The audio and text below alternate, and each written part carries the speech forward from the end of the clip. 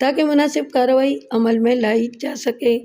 میں نے یہی سمجھا کہ تدفین کے بعد بھی پولیس کو اطلاع دینے سے کوئی فرق نہیں پڑے گا، اور مجھ بد نصیب نے اس وقت یہ بھی نہیں سوچا کہ کون شخص یہ بات کہہ رہا ہے کہ تدفین کے بعد پولیس کو اطلاع دیتی جائے گی، وہی جو اس قتل کا ذمہ دار ہے۔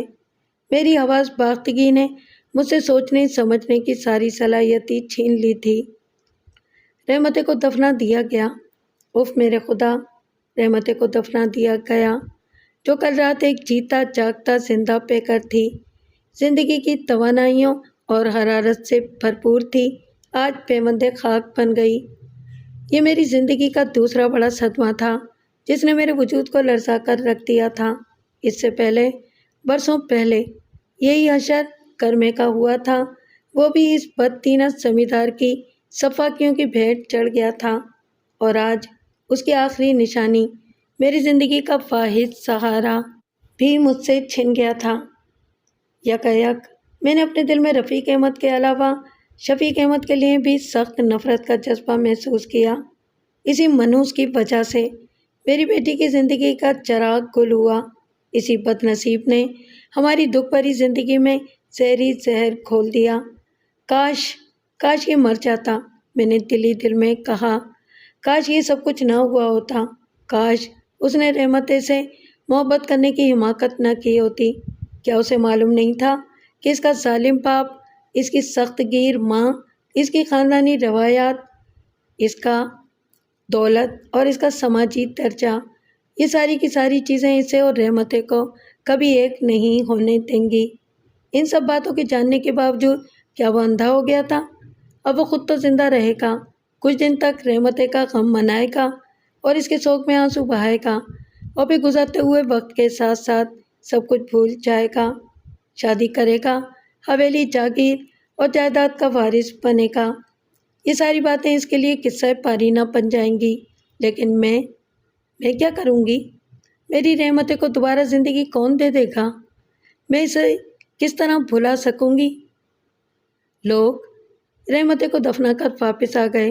سارا اجاڑ دن گزر گیا، یوں لگتا تھا کہ دن طلوع ہی نہیں ہوا، بس ایک سیاہ اور ظالم رات کا دامن ازل سے ابد تک پھیلا ہوا ہے۔ سعیدہ، گلزارہ اور بہت سی دوسری عورتیں سارا دن میرے ساتھ رہیں۔ سکینہ بھی کافی دیر تک رہی، پھر حویلی واپس چلی گئی۔ رات گزر گئی، میں کچھ سوئی کچھ نہیں سوئی۔ جب بھی ذرا سی آنکھ کھلتی لگتی، رحمتیں کا خون میں تر بتر جسم میری نظروں کے سامنے گھومنے لگتا۔ اف، وہ اس کی آخری کھرکھراہٹیں، اس کے اوپر کو چڑھی ہوئی پتلیاں، اس کا بھڑکتا ہوا بدن، اور میں اٹھ کر بیٹھ جاتی۔ دوسرے دن صبح تک میں اپنے آپ پر کسی حد تک قابو پا چکی تھی۔ میں نے خورشید کو بلوایا اور اس سے کہا کہ وہ میرے ساتھ تھانے چلے، میں پولیس میں رپورٹ لکھوانا چاہتی ہوں۔ خورشید میری بات سن کر سہم گیا۔ اس کی بیوی سعیدہ بھی وہاں موجود تھی۔ دونوں نے ایک دوسرے کی طرف دیکھا۔ میں ان کی نگاہوں میں جھانکتے ہوئے خوف کو پہچان گئی۔ نذیرہ بہن، اب اسے کوئی فائدہ نہیں، خورشید نے محتاط لہجے میں کہا۔ جو ہونا تھا ہو چکا، قتل کرنے والے جرم کر کے بھاگ گئے، اب پولیس انہیں کہاں سے تلاش کرے گی؟ لیکن پولیس کچھ نہ کچھ تفتیش تو کرے گی، میں نے کہا۔ لیکن میں تھانے میں کسی کا نام نہیں لوں گی، کیونکہ میں خود جانتی ہوں کہ اس سے کوئی فائدہ نہیں ہے۔ رفیق احمد کا کوئی کچھ نہیں بگاڑ سکتا، پولیس بھی اس کا کچھ نہیں کر سکتی۔ میں بھی جانتی ہوں کہ اس گاؤں میں رفیق احمد کی مرضی کے بغیر کوئی پولیس کا آدمی داخل بھی نہیں ہو سکتا، اور یہ ساری باتیں جاننے کے باوجود تم تھانے جانا چاہتی ہو؟ خورشید نے کہا۔ بھلا مجھے بتاؤ کہ اس سے کیا فائدہ ہے؟ میں چاہتی ہوں کہ کم از کم پولیس کے علم میں یہ بات آئے کہ میری بیٹی کو قتل کیا گیا ہے اور پولیس اس قتل کی تفتیش کرے، میں نے کہا۔ اور تم سمجھتی ہو کہ پولیس اصل قاتلوں تک پہنچ جائے گی؟ خورشید نے تیز نظروں سے مجھے گھورتے ہوئے کہا، اور میں خاموش ہو گئی۔ یہ ساری باتیں بھول جاؤ نذیرہ بہن، خورشید نے کہا۔ اپنا معاملہ خدا کے سپرد کر دو، وہ بڑا انصاف کرنے والا ہے، وہ ظالموں سے خود ہی بدلہ لے لے گا۔ دنیا کی عدالتوں میں کیا رکھا ہے؟ اصل عدالت تو اسی کی ہے جہاں دودھ کا دودھ اور پانی کا پانی ہو جاتا ہے۔ میں سمجھ گئی کہ وہ میرے ساتھ تھانے نہیں جانا چاہتا۔ اسے خوف ہے، اور وجہ طور پر خوف ہے کہ جب رفیق احمد کو اس بات کا علم ہوگا کہ وہ میرے ساتھ تھانے گیا تھا تو اس کی شامت آ جائے گی۔ نہ جانے وہ اس کا کیا حشر کرے۔ خورشید اور اس کی بیوی سعیدہ سے ہی پورے گاؤں میں میرے سب سے زیادہ قریبی تعلقات تھے، اور جب خورشید بھی میرے ساتھ جانے پر تیار نہیں تھا تو پھر میں اور کس کو ساتھ لے سکتی تھی۔ چنانچہ میں نے اس موضوع پر خاموشی اختیار کی، لیکن میں نے دل میں یہ فیصلہ کر لیا تھا کہ میں تھانے ضرور جاؤں گی۔ رفیق احمد تدفین کے بعد سے پھر میرے پاس نہیں آیا تھا۔ اس وقت اس نے محض مجھے بہلانے کے لیے تھانے والی بات کہتی تھی۔ میں نے طے کیا کہ میں تنہا تھانے جاؤں گی۔ جب یہ دکھ میرا اپنا دکھ ہے تو میں اس میں دوسروں کو شریک کر کے انہیں زحمت دینے کی لا حاصل کوشش کیوں کروں، اور پھر اپنی خاطر میں دوسرے لوگوں کو زمیندار کے عتاب کا نشانہ بننے پر کیوں مجبور کروں، جبکہ میں یہ بھی جانتی تھی کہ میں جس سے بھی ساتھ چلنے کے لیے کہوں گی وہ کسی نہ کسی بہانے منع کر دے گا۔ چنانچہ اگلے دن میں کسی کو بتائے بغیر چپکے سے گاؤں سے روانہ ہو گئی۔ تھانہ ہمارے گاؤں سے کئی میل کے فاصلے پر تھا۔ مجھے پیدل جانا تھا اور پیدل ہی آنا تھا۔ میں نے اپنے ساتھ کھانے پینے کی بھی کوئی چیز نہیں لی اور خاموشی سے چل پڑی۔ موسم بہت زیادہ گرم نہیں تھا، اس لیے مجھے زیادہ تکلیف نہیں ہوئی۔ بالآخر میں تھانے کی عمارت میں داخل ہو گئی۔ میرا دل سخت گھبرا رہا تھا۔ مجھے نہیں معلوم تھا کہ پولیس والوں سے کس طرح گفتگو کی جاتی ہے اور پرچہ کس طرح کٹایا جاتا ہے۔ میں تھانے کے دروازے پر جا کر رک گئی۔ وہاں ایک سپاہی پہرا دے رہا تھا، اس کے ہاتھ میں بندوق تھی۔ کیا بات ہے ماسی؟ اس نے قدرے نرمی سے پوچھا۔ کس سے ملنا ہے؟ بیٹا، مجھے پرچہ کٹانا ہے، میں نے سیڑھیوں پر بیٹھتے ہوئے کہا۔ میں بہت تھک گئی تھی۔ پرچہ کٹانا ہے؟ کس بات کا پرچہ کٹانا ہے؟ کس کے خلاف پرچہ کٹانا ہے؟ اس نے پوچھا۔ میں بہت دکھی عورت ہوں میرے بھائی، میں نے روتے ہوئے کہا۔ پرسوں میری بیٹی کو قتل کر دیا گیا ہے۔ بیٹی کو قتل کر دیا گیا ہے؟ سپاہی ایک دم سیدھا ہو کر بیٹھ گیا۔ مگر کیسے؟ کس طرح؟ اور تم کہاں سے آئی ہو؟ میں محمود نگر سے آئی ہوں میرے بھائی، میں نے سسکتے ہوئے کہا۔ میں بیوہ ہوں۔ آج سے بہت عرصہ پہلے میرے شوہر کو قتل کر دیا گیا تھا۔ اس کے قاتلوں کا بھی آج تک کوئی سراغ نہیں لگ سکا۔ اب پرسوں رات کسی نے میرے گھر میں گھس کر میری بیٹی کو بھی قتل کر دیا۔ اوہ، یہ تو ایک سنگین واردات ہے، سپاہی نے کہا۔ تم لوگوں نے اسی دن اس کی اطلاع کیوں نہیں دی؟ تم اب تک کیا کر رہی تھی؟ ہمارے گاؤں کے زمیندار رفیق احمد نے کہا کہ پرچہ بعد میں کٹوا دیا جائے گا، پہلے تدفین ہو جانے دو، میں نے جواب دیا۔ رفیق احمد؟ اچھا، اس کا لہجہ ایک دم بدل گیا۔ محمود نگر رفیق احمد، خیر ٹھیک ہے، تم اندر آؤ۔ وہ مجھے ساتھ لے کر ایک کمرے میں گیا۔ یہ تھانے دار کا کمرہ تھا، جس میں تھانے دار وردی پہنے بیٹھا ہوا تھا۔ اس کے ساتھ ہی دوسری کرسی پر ایک عام لباس میں ملبوس ایک نوجوان آدمی بیٹھا ہوا تھا۔ اس کے ہاتھ میں ایک کاپی اور قلم تھا۔ سپاہی نے اندر جا کر تھانے دار کو سلوٹ کیا اور کہا، حضور، یہ عورت قتل کی ایک واردات کا پرچہ کٹوانا چاہتی ہے۔ قتل کی واردات؟ تھانے دار ایک دم چونک پڑا۔ بیٹھ جاؤ ماسی، اس نے کرسی کی طرف اشارہ کرتے ہوئے کہا۔ کہاں سے آئی ہو اور کس کے قتل کی رپورٹ لکھوانا چاہتی ہو؟ میں محمود نگر سے آئی ہوں، میں نے کہا۔ پرسوں رات کو بعض نامعلوم لوگوں نے میرے گھر میں گھس کر میری بیٹی کو قتل کر دیا ہے۔ تم محمود نگر سے آئی ہو، جہاں کے زمیندار رفیق احمد ہے؟ تھانے دار نے ذرا بدلے ہوئے لہجے میں کہا۔ میرا دل ڈوبنے لگا۔ مجھے یوں لگا کہ میرا آنا بیکار ہی ہو گیا۔ واقعی خورشید اور سعیدہ ٹھیک کہتے تھے، ہر جگہ رفیق احمد ہے۔ میری کون سنے گا؟ ہاں صاحب جی، میں نے نیم معطل آواز میں کہا، رفیق احمد ہمارے گاؤں کے زمیندار ہیں۔ تو پھر تمہیں ان کو ساتھ لے کر آنا چاہیے تھا ماسی، تھانے دار نے مجھے گھورتے ہوئے کہا۔ تمہیں معلوم ہے کہ ایسے مواقع پر کسی معتبر انسان کی موجودگی ضروری ہوتی ہے، اور گاؤں میں سب سے زیادہ معتبر شخص زمیندار ہوتا ہے۔ وہ تو ٹھیک ہے صاحب جی، لیکن بیٹی تو میری قتل ہوئی ہے، ان کی تو نہیں ہوئی ہے۔ وہ بھلا اس معاملے میں زیادہ دلچسپی کیوں لیں گے؟ کیا تمہاری بیٹی کے کسی بندے سے تعلقات تھے؟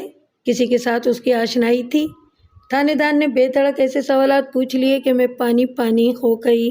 مجھے یوں لگا جیسے کسی نے بھرے مجمع میں میرے کپڑے اتار دیے ہوں۔ صاحب جی، تم کیسی باتیں کرتے ہو؟ میں نے بمشکل اپنے غصے کو ضبط کرتے ہوئے کہا۔ میری بیٹی پر تہمت تو مت لگاؤ۔ ارے بڑی بھی، جب پرچہ کٹوانے آئی ہو تو یہ سارے سوالات تو پوچھے جائیں گے اور تمہیں ان کے جوابات بھی دینے ہوں گے۔ یہ تھانہ ہے، تھانہ، کوئی مسجد تو نہیں ہے۔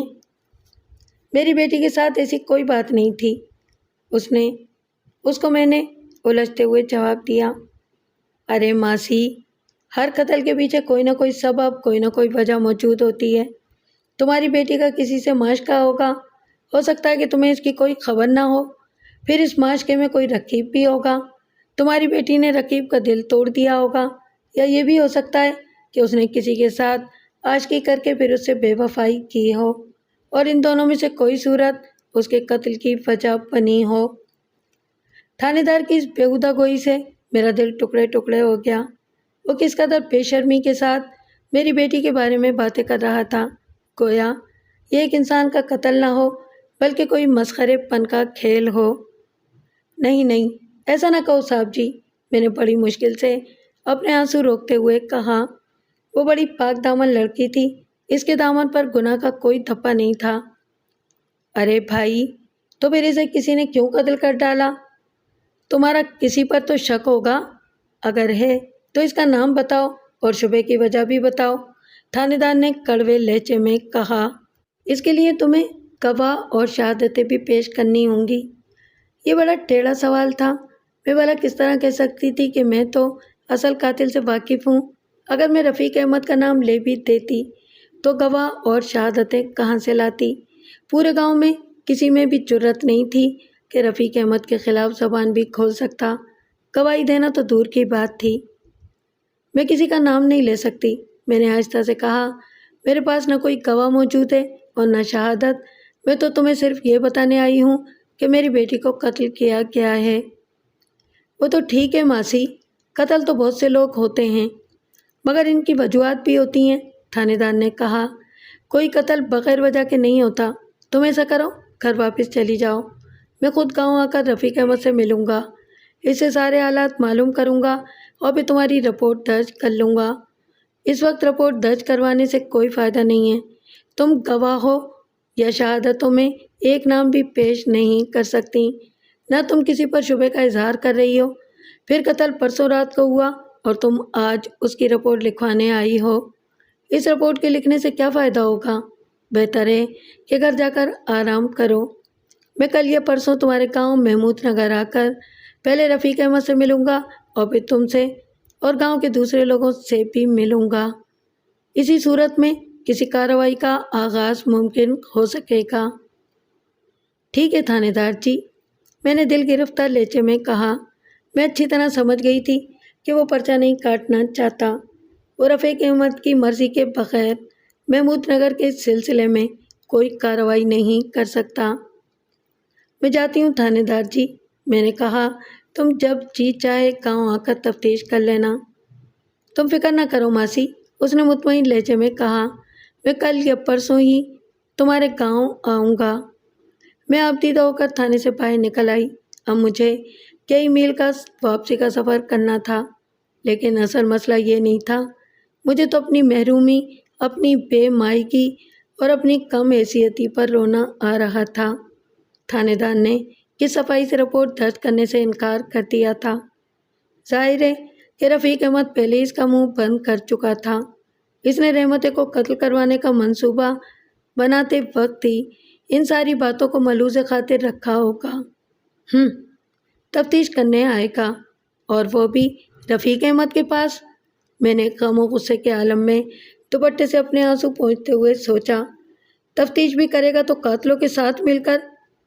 خورشید ٹھیک ہی تو کہتا تھا، میرا انصاف تو صرف خدا کے یہاں ہی ہوگا۔ ابھی میں تھوڑی دور ہی چلی ہوں گی کہ پیچھے سے کسی نے آواز دی، ماسی ذرا ٹھہرنا۔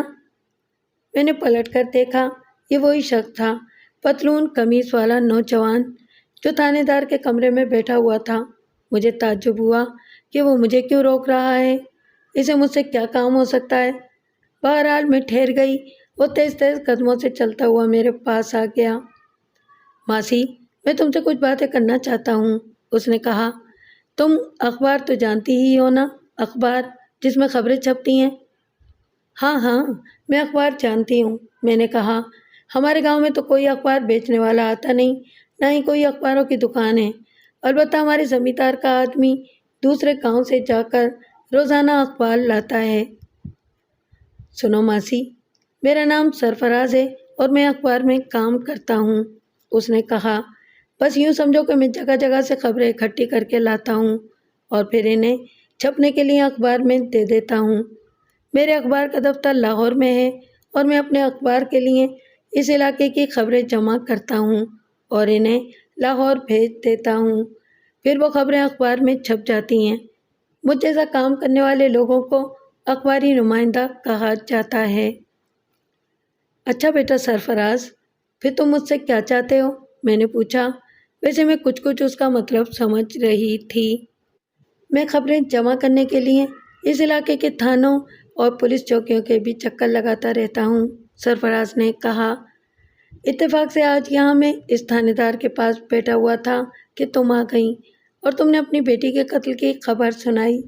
میں اس خبر کی تفصیلات جاننا چاہتا ہوں، پھر میں اسے چھپنے کے لیے اخبار میں بھیج دوں گا۔ اخبار میں نے کہا۔ میری بیٹی کے قتل کی خبر اخبار میں چھپے گی؟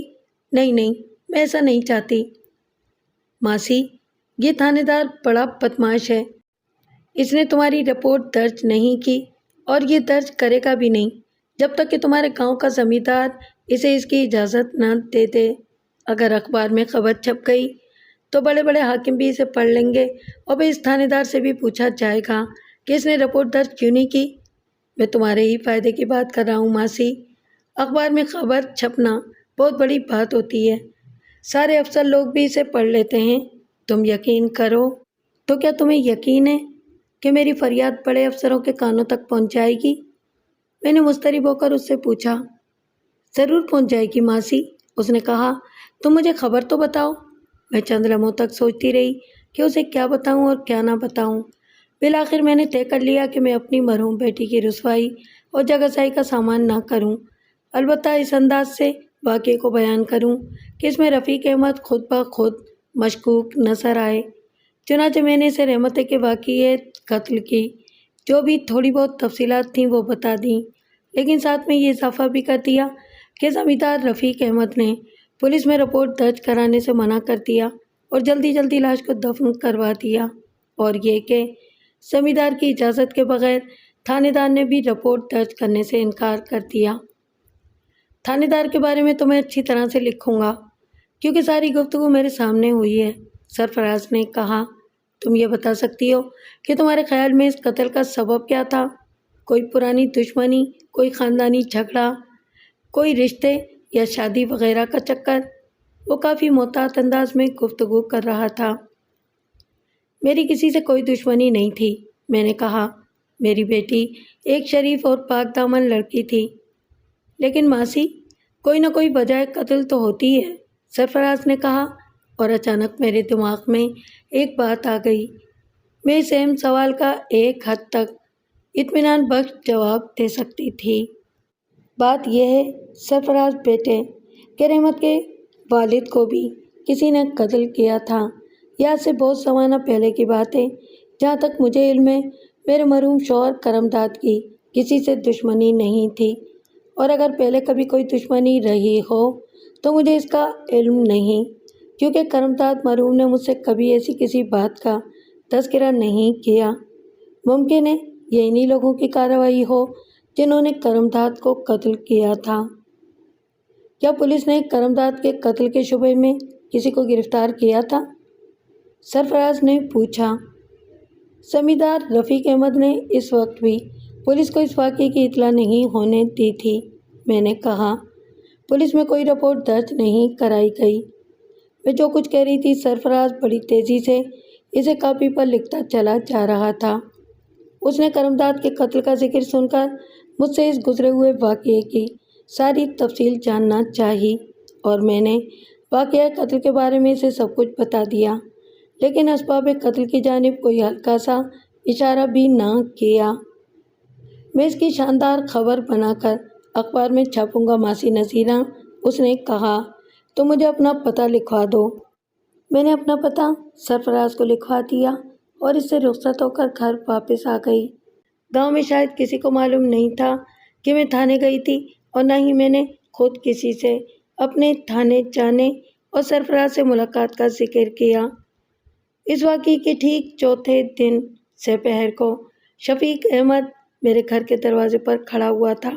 اس کا لباس میلا ہو رہا تھا، بال بکھرے ہوئے تھے اور آنکھیں ویران ہو رہی تھیں۔ وہ مجھے دیکھتے ہی بچوں کی طرح پھوٹ پھوٹ کر رونے لگا۔ اس نے دوڑ کر میرے پاؤں پکڑ لیے۔ اس کی زبان سے کوئی لفظ نہیں نکل رہا تھا، وہ صرف رو رہا تھا، بلک بلک کر، سسک سسک کر۔ میری آنکھوں سے بھی آنسوؤں کا دریا بہہ نکلا۔ چند روز پہلے شفیق احمد کے لیے میرے دل میں جو نفرت کا جذبہ پیدا ہوا تھا وہ اس کی حالت دیکھ کر ایک دم سرد پڑ گیا۔ میں نے اسے سینے سے لگا لیا اور دونوں دھاڑیں مار مار کر روتے رہے۔ تم گاؤں کب آئے؟ میں نے مشکل سے اس سے پوچھا۔ میں لاہور میں تھا، اس نے جواب دیا۔ وہاں میں نے اخبار میں خبر پڑھی، بڑی سی خبر چھپی تھی۔ میں اخبار ساتھ لایا ہوں، تمہیں دکھاؤں گا۔ بس خبر پڑھتے ہی سیدھے بھاگا ہوا آیا ہوں۔ میں ابھی گھر بھی نہیں گیا ہوں، اور اب میں وہاں جا کر کروں گا بھی کیا؟ ماسی، میں تمہارا مجرم ہوں، مجھے اپنے ہاتھوں سے ہلاک کر دو۔ میں اس کو بچا نہیں سکا، میں اس کی حفاظت نہیں کر سکا۔ وہ چلی گئی اور وہ پھر زاروں قطار رونے لگا۔ اس اثنا میں اور بھی کئی لوگ میرے گھر آ گئے تھے، سب کے سب خاموش تھے، مہر پلب۔ عجب منظر تھا اور عجیب صورتحال تھی۔ باپ نے جسے قتل کروایا تھا، اس کے غم میں بیٹا بچوں کی طرح سسک رہا تھا۔ قاتل کا بیٹا مقتول کے غم کدے پر اشکوں کے خزانے لٹا رہا تھا۔ خود میں بھی کچھ نہ کہہ سکی۔ میں کہتی بھی کیا؟ جو کچھ ہوا اس سے سبھی لوگ بخوبی واقف تھے۔ اس اثنا میں شاید حویلی میں شفیق احمد کے آنے کی خبر پہنچ گئی۔ کچھ لوگ وہاں سے آئے اور شفیق احمد کو کھینچ تان کر سمجھا بجھا کر ساتھ لے گئے۔ آنے والوں میں سکینہ بھی تھی۔ شفیق احمد روتا ہوا ان لوگوں کے ساتھ چلا گیا۔ رات کو سکینہ میرے پاس آئی اور اس نے بتایا کہ شفیق احمد نے اپنے ماں باپ کے ساتھ بہت زبان درازی کی، لیکن ان دونوں نے حکمت عملی سے کام لیتے ہوئے اس کی جانب بہت ہی نرم اور مشفقانہ رویہ اختیار کیا، اور رفیق احمد سارا وقت شفیق کو یہ سمجھاتا رہا کہ اس کا رحمت کے قتل سے کوئی واسطہ نہیں ہے، اور یہ کہ رحمت کے باپ کو بھی کچھ لوگوں نے قتل کر دیا تھا، شاید یہ کوئی پرانی دشمنی کا چکر ہے۔ اخبار میں چھپنے والی خبر کو رفیق احمد بھی پڑھ چکا تھا اور اسے اس بات کا بھی علم ہو چکا تھا کہ میں تھانے گئی تھی، لیکن ان سب لوگوں کو اس بات پر تعجب تھا کہ اخبار میں اتنی تفصیلی خبر کیسے آ گئی۔ میں نے سکینہ کو سرفراز کے ساتھ اپنی ملاقات کا حال سنا دیا۔ دوسرے دن ڈاک سے مجھے اخبار مل گیا۔ میں نے اس میں چھپی ہوئی خبر کو پورا پڑھا اور پھر اخبار کو سنبھال کر رکھ لیا۔ دن گزرتے گئے اور کوئی نئی بات ظہور پذیر نہیں ہوئی۔ شفیق احمد اب سارا دن حویلی کے اندر ہی پڑا رہتا اور بہت کم باہر نکلتا تھا۔ اس طرح 6 ماہ کا عرصہ گزر گیا اور پھر ایک شام سکینہ نے مجھے عجیب و غریب خبر سنائی جس نے میرے دل کے پرخچے اڑا دیے۔ ایک بار پھر میں غم و اندوہ کے طوفان میں گھر گئی۔ شفیق احمد وسیمہ کے ساتھ شادی پر رضامند ہو گیا ہے، سکینہ نے بجھے ہوئے لہجے میں مجھے بتایا۔ کل رفیق احمد اور اس کی بیوی وہاں جا رہے ہیں اور شفیق کی خالہ اور خالو سے شادی کی تاریخ طے کر کے واپس آئیں گے۔ سکینہ، میں نے ایک ٹھنڈی سانس بھر کر کہا، تم تو کہتی تھی کہ شفیق احمد بڑا مختلف انسان ہے، وہ رحمت کے بغیر زندہ نہیں رہ سکتا، وہ مر جائے گا۔ لیکن رحمت مر گئی اور وہ نہیں مرا، وہ بغیرت آج بھی زندہ ہے اور شادی کر رہا ہے۔ اچانک میرے لہجے میں تلخی اوت کر آئی۔ خدا غارت کرے ان منوسوں کو۔ وہ بڑا مجنوں کا بچہ بنا پھرتا تھا، کہتا تھا رحمت میری امانت ہے۔ کاش میں نے اس ذلیل کی بات نہ مانی ہوتی، کاش میں رحمت کی شادی کر دیتی تو وہ کم سے کم اس وقت بے بسی کی موت تو نہ مرتی۔ سب کے سب مل کر میری بیٹی کو کھا گئے، اور ابھی اس کو مرے ہوئے 1 سال بھی نہیں ہوا کہ وہ شادی پر بھی تیار ہو گیا۔ میری آنکھوں سے آنسوؤں کی دھاریں بہہ نکلیں۔ مجھے خود بھی تعجب ہے، سکینہ نے معذرت خانہ لہجے میں کہا۔ اصل بات یہ ہے کہ اسے بہت سے لوگوں نے سمجھایا، اس میں اس کے کئی دوست بھی شامل ہیں جنہیں رفیق احمد خود لاہور سے بلا کر لایا تھا۔ ان لوگوں نے اسے یہ سمجھایا کہ مرنے والے زندہ ہو کر نہیں آتے، اس حویلی اور جاگیر اور جائیداد کا وہی وارث ہے، اسے ان ذمہ داریوں کو سنبھالنے کے لیے تیار ہونا چاہیے۔ لوگوں کے سمجھانے بجھانے سے وہ بالآخر اس شادی پر رضامند ہو گیا۔ اف، انسان کتنی جلدی بدل جاتا ہے، میں نے روندی ہوئی آواز میں کہا۔ یہ کمبخت تو کہا کرتا تھا کہ اسے جاگیر، حویلی اور جائیداد وغیرہ سے کوئی دلچسپی نہیں ہے، وہ ہر چیز قربان کر سکتا ہے۔ اب اس کا قربانی کا وہ جذبہ کہاں گیا؟ قربانی کے لیے تو صرف میری بیٹی تھی جو ان سنگ دلوں کی بھینٹ چڑھ گئی۔ میرے خدا، شفیق احمد نے کتنی آسانی سے اپنے باپ کو معاف کر دیا۔ ہاں نذیرہ، سکینہ نے ایک ٹھنڈی سانس بھرتے ہوئے کہا، بڑے لوگوں کی بڑی باتیں ہوتی ہیں۔ شفیق احمد بھی آخر ہے تو زمیندار کا ہی بیٹا، حویلی، جاگیر، جائیداد، ملکیت، یہ ساری پیچھے کیسے چھوڑ سکتی ہیں اس کا؟ مگر ہو سکتا ہے کہ اگر رحمت زندہ رہتی تو شفیق احمد کا رویہ مختلف ہوتا، وہ ان ساری چیزوں سے رحمت کی خاطر دست برتار ہو جاتا، اور جیسا کہ وہ کہتا تھا شہر میں کہیں نوکری کر کے زندگی بسر کر لیتا۔ لیکن اب تو رحمت ہی نہیں رہی، اب وہ ضد کرے تو کس بات کی؟ ہاں سکینہ، ٹھیک کہتی ہو، میں نے کہا، اب رحمت ہی نہیں رہی تو وہ کس بات کی ضد کرے؟ لیکن ایک بات بتاؤ، کیا یہ منوس مر نہیں سکتا تھا؟ اگر یہ زندگی میں رحمت کا ساتھ نہ پا سکا تو موت میں تو اس کا ساتھ دے سکتا تھا، یا کم سے کم اتنا تو کر سکتا تھا کہ شادی ہی نہ کرتا۔ مرنے والی کی روح کو کس قدر تکلیف پہنچا رہا ہے۔ سکینہ تو یہ خبریں بد سنا کر چلی گئی، لیکن میرے دل و دماغ میں جیسے ایک لاوا کھولنے لگا۔ دنیا کی عدالتوں کے دروازے مجھ پر بند تھے۔ جس تھانے دار نے مجھ سے وعدہ کیا تھا کہ وہ قتل کی تفتیش کے لیے آئے گا، اس کی پھر میں نے کبھی صورت بھی نہیں دیکھی۔ سرفراز نے مجھے یقین دلایا تھا کہ بڑے بڑے افسر اور اعلیٰ حکام جب اخبار میں خبر کو پڑھیں گے تو مجھے انصاف فراہم کیا جائے گا، لیکن مجھے کسی بڑے افسر کی جانب سے، کسی اعلیٰ حکام کی جانب سے انصاف کا کوئی سندیشہ نہیں ملا۔ سرفراز نے بھی اخبار کی کاپی بھیجنے کے علاوہ پھر کبھی مجھ سے کوئی رابطہ قائم نہیں کیا۔ رحمت کا جسم قبر میں گل گیا اور کوئی تفتیش نہیں ہوئی۔ میں کس کے در پر جاتی اور کہاں سے انصاف مانگتی؟ اور اب سونے پر سہاگا یہ کہ شفیق احمد کی شادی ہو رہی تھی اس کے زمیندار خالو کی بیٹی سے، اور میں رحمت کی قبر کی مجاوری کے لیے تنہا رہ گئی تھی۔ مجھے یقین تھا کہ خدا کے ہاں انصاف ضرور ہو گیا۔ سب لوگ یہی کہتے ہیں اور میں بھی بچپن سے یہی سنتی آئی ہوں، لیکن اس انصاف کا وقت آنے میں ابھی بہت دیر تھی اور مجھ میں اب تاب انتظار نہیں تھی۔ میرے دل و دماغ نفرت، غم اور غصے کی آگ سے جیسے جھلسے جا رہے تھے۔ نہیں، میں آخرت کے وقت کا انتظار نہیں کروں گی، میں نے فیصلہ کن انداز میں دل میں کہا۔ اگر دنیا میں میرے لیے سارے دروازے بند ہیں تو ایک دروازہ اب بھی کھلا ہوا ہے، اور وہ ہے میرے اپنے ہاتھوں انتقام کا دروازہ۔ رفیق احمد، میں تجھے بیٹے کی شادی نہیں دیکھنے دوں گی۔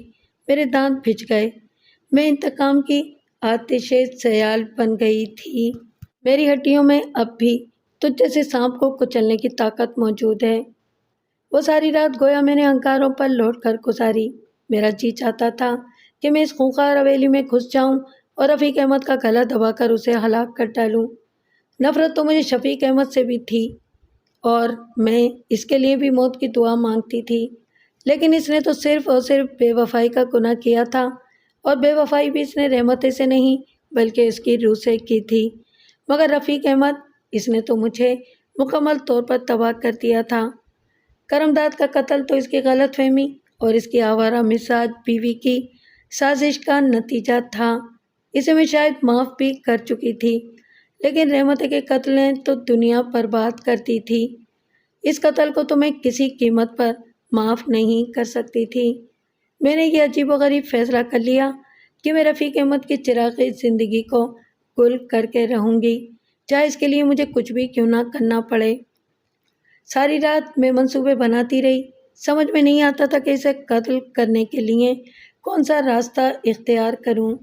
میں ایک کمزور اور ناتواں عورت تھی، میرے پاس کوئی آتشی اسلحہ بھی نہیں تھا، لیکن میرے دل میں عزم کا کھولتا ہوا سمندر تھا، اور اسی عزم کی بنا پر مجھے یقین تھا کہ میں کامیاب ہو جاؤں گی۔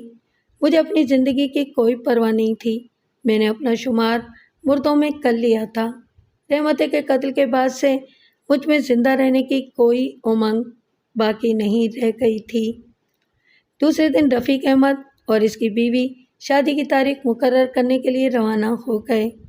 3 دن کے بعد وہ واپس آ گئے اور سکینہ کی زبانی مجھے معلوم ہوا کہ شادی آج سے ٹھیک 1 ماہ بعد ہوگی، اور یہ کہ کل رفیق احمد کراچی روانہ ہو رہا ہے، جہاں وہ 15-20 دن قیام کرے گا اور خریداری وغیرہ کرے گا۔ اس کی کچھ کاروباری مصروفیات بھی ہیں۔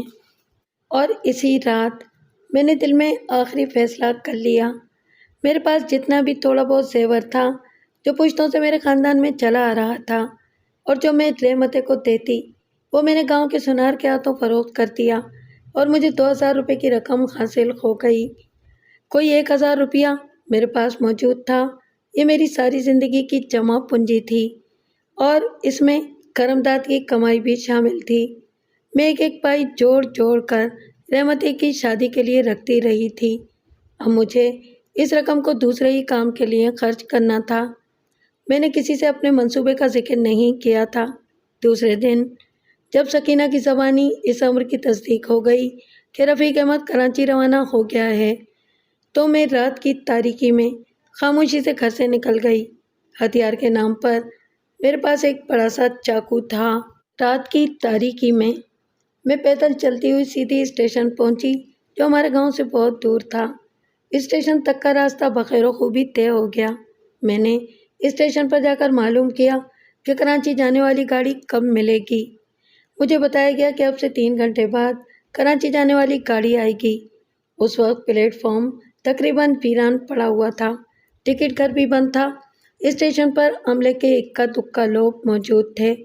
انہیں ایک تنہا عمر رسیدہ عورت کو اتنی رات گئے اسٹیشن پر دیکھ کر حیرت بھی ہوئی، اور ایک آدھ نے مجھ سے پوچھا بھی، لیکن میں نے کسی سے زیادہ بات چیت نہیں کی۔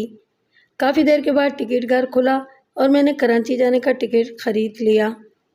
میرے پاس سامان کے نام پر ایک پوٹلی کے علاوہ اور کچھ نہیں تھا، جس میں میرے چند جوڑی کپڑے تھے، اور بس۔ اس کے علاوہ مجھے چاہیے بھی کیا تھا؟ میں تو موت کے سفر پر جا رہی تھی۔ مجھے معلوم تھا کہ اب مجھے گاؤں میں واپس نہیں آنا ہے۔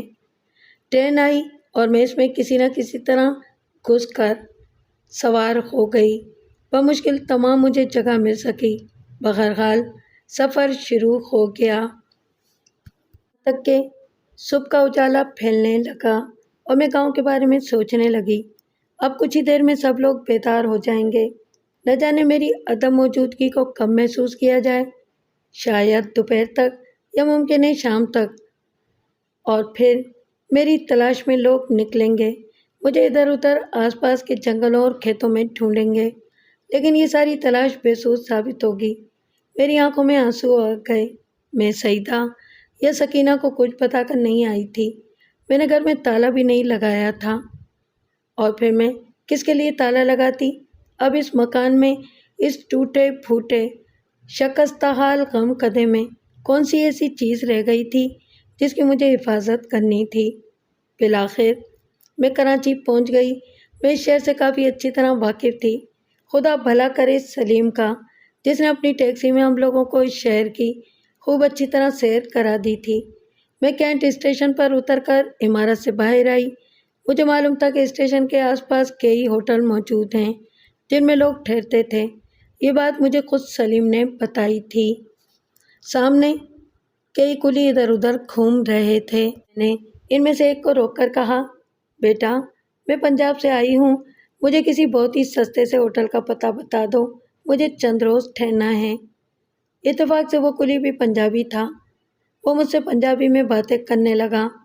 میں نے اسے اپنے گاؤں محمود نگر کا پتہ بتانے کے بجائے پڑوس کے ایک گاؤں کا نام بتا دیا اور کہا کہ میرا بیٹا گھر سے ناراض ہو کر کراچی آ گیا ہے، میں اسے ڈھونڈنے آئی ہوں۔ مگر اماں، کراچی تو بہت بڑا شہر ہے، تم بغیر کسی پتہ کے اسے کس طرح ڈھونڈو گی؟ اس نے کہا، میرے ایک رشتہ دار ناظم آباد میں رہتے ہیں، ان کا پتہ میرے پاس موجود ہے، کل میں ان کا گھر تلاش کر کے ان کے پاس جاؤں گی۔ کلی نے میری بڑی مدد کی اور بہت ہی سستے اور معمولی سے ہوٹل میں مجھے پہنچا دیا۔ میں نے ایک کمرہ کرائے پر حاصل کر لیا۔ ہوٹل والے نے میرے بارے میں کسی خاص دلچسپی کا اظہار نہیں کیا اور اس بات سے میں مطمئن ہو گئی۔ مجھے یقین تھا کہ میرے پاس جتنی رقم موجود ہے وہ میری ضرورت سے زیادہ ہی ہے۔ مجھے اب زندہ ہی کتنے روز رہنا تھا۔ وہ دن میں نے سفر کی تھکان اتارنے میں گزارا۔ رات کو میں جلدی سو گئی اور دوسرے دن الگ صبح بیدار ہو کر ایک پیالی چائے لی اور 2-4 ٹوسٹ کھا کر ہوٹل سے نکل کھڑی ہوئی۔ چاقو میرے پاس موجود تھا۔ لوگوں سے راستہ پوچھتی ہوئی اور مختلف سڑکیں بدلتی ہوئی بالآخر میں 4 نمبر ناظم آباد پہنچی گئی۔ سارا علاقہ میرا دیکھا بھالا تھا۔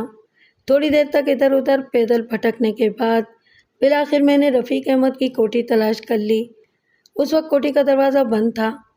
میں نے چادر سے اپنے چہرے کو اس طرح ڈھانپ لیا کہ وہ صاف طور پر نظر نہیں آتا تھا۔ میں نے کپڑے بھی نہیں بدلے تھے۔ سفر کی گرد اور مٹی کے اٹے ہوئے ان کپڑوں میں کوئی بھکارن معلوم ہوتی تھی۔ میں نے چاقو کھول کر دائیں ہاتھ میں پکڑ لیا اور اسے اپنی چادر میں چھپا کر گیٹ کے سامنے اس طرح بیٹھ گئی گویا کوئی بھکارن بھیک مانگنے کے لیے بیٹھی ہو۔ اس وقت میرے اوپر ایک جنون کی کیفیت طاری تھی۔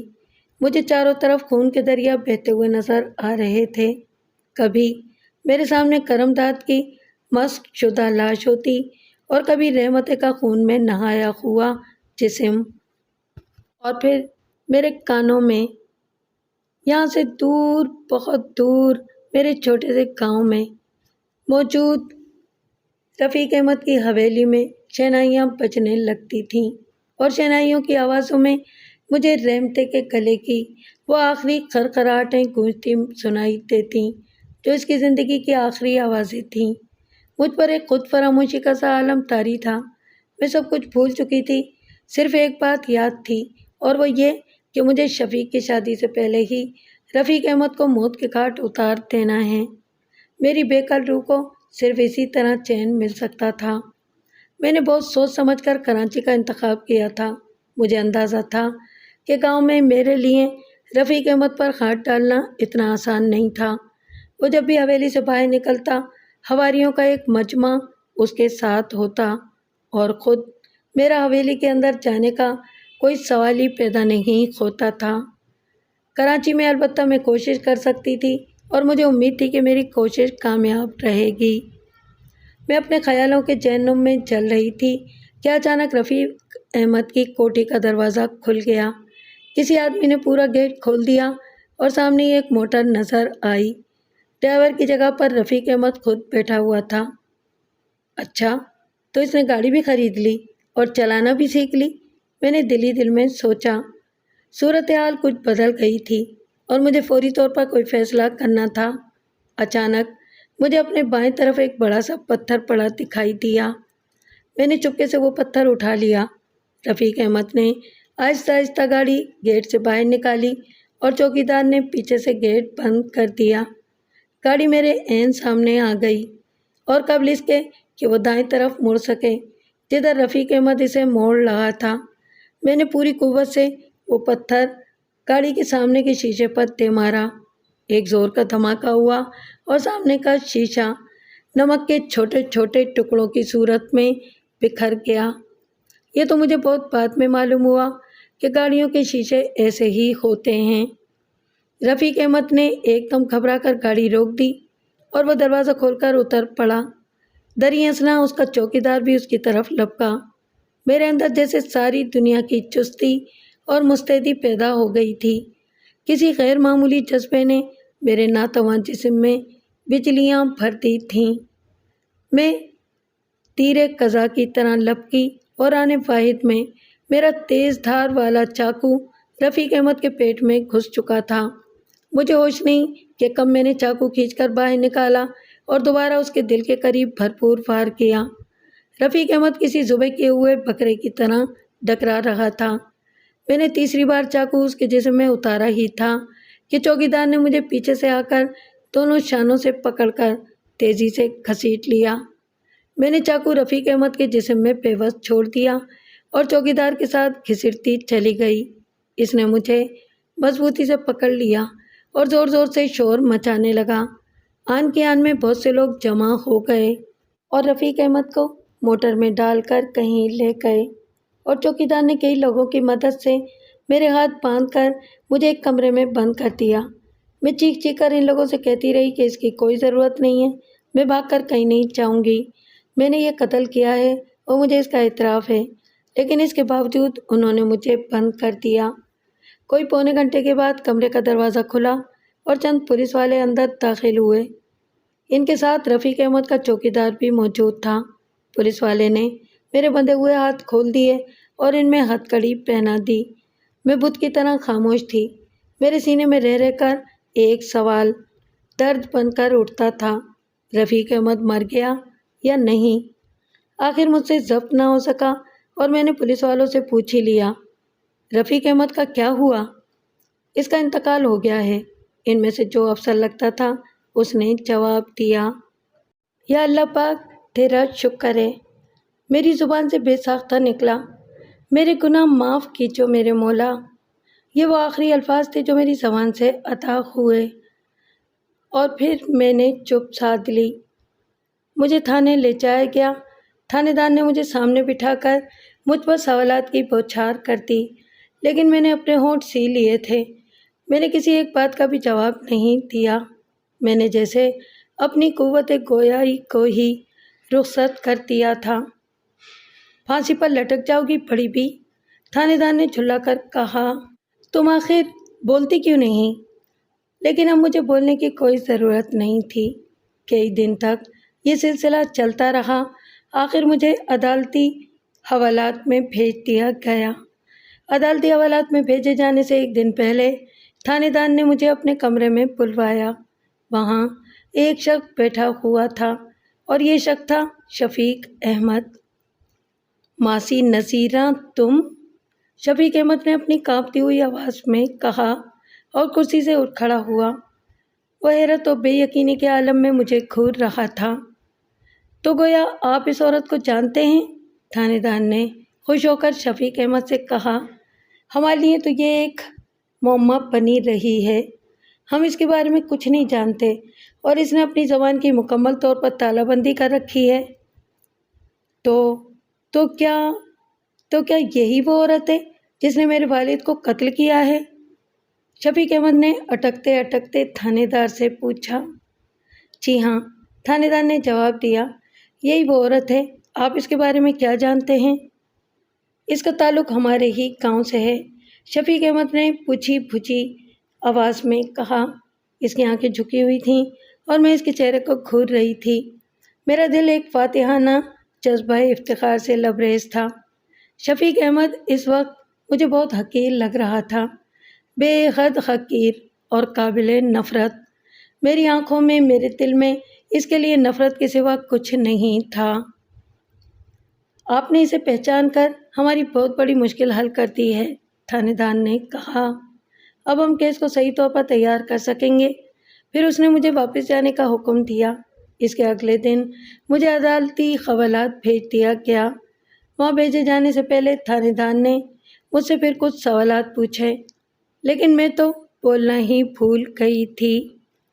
میرے اوپر قتل کا مقدمہ چلا۔ کوئی 9 ماہ تک مقدمہ چلتا رہا۔ سارے مقدمے کے دوران میری زبان سے ایک لفظ بھی ادا نہیں ہوا۔ عدالت کے ریکارڈ پر میرا کوئی بیان نہیں آیا वकील और जज मुझसे तंग आ गए। मुझ पर तौहीन अदालत का मुकदमा भी कायम हो गया, लेकिन मुझे इन सारी चीज़ों की क्या परवाह थी। मैं तो इन सब मनाजिल से बहुत आगे निकल चुकी थी। मुकदमे के दौरान शफीक अहमद का बयान भी कलमबंद हुआ। अदालती गवाह के तौर पर इसे तलब किया गया था। शफीक अहमद अपने बयान में रहमत के साथ अपने इश्क के मामले को साफ गोल कर गया और इसने ये मौका भी इख्तियार किया कि शायद नसीरा को इस बात का शुबा था कि इसके शौहर को कत्ल करवाने में इसके वालिद का हाथ था।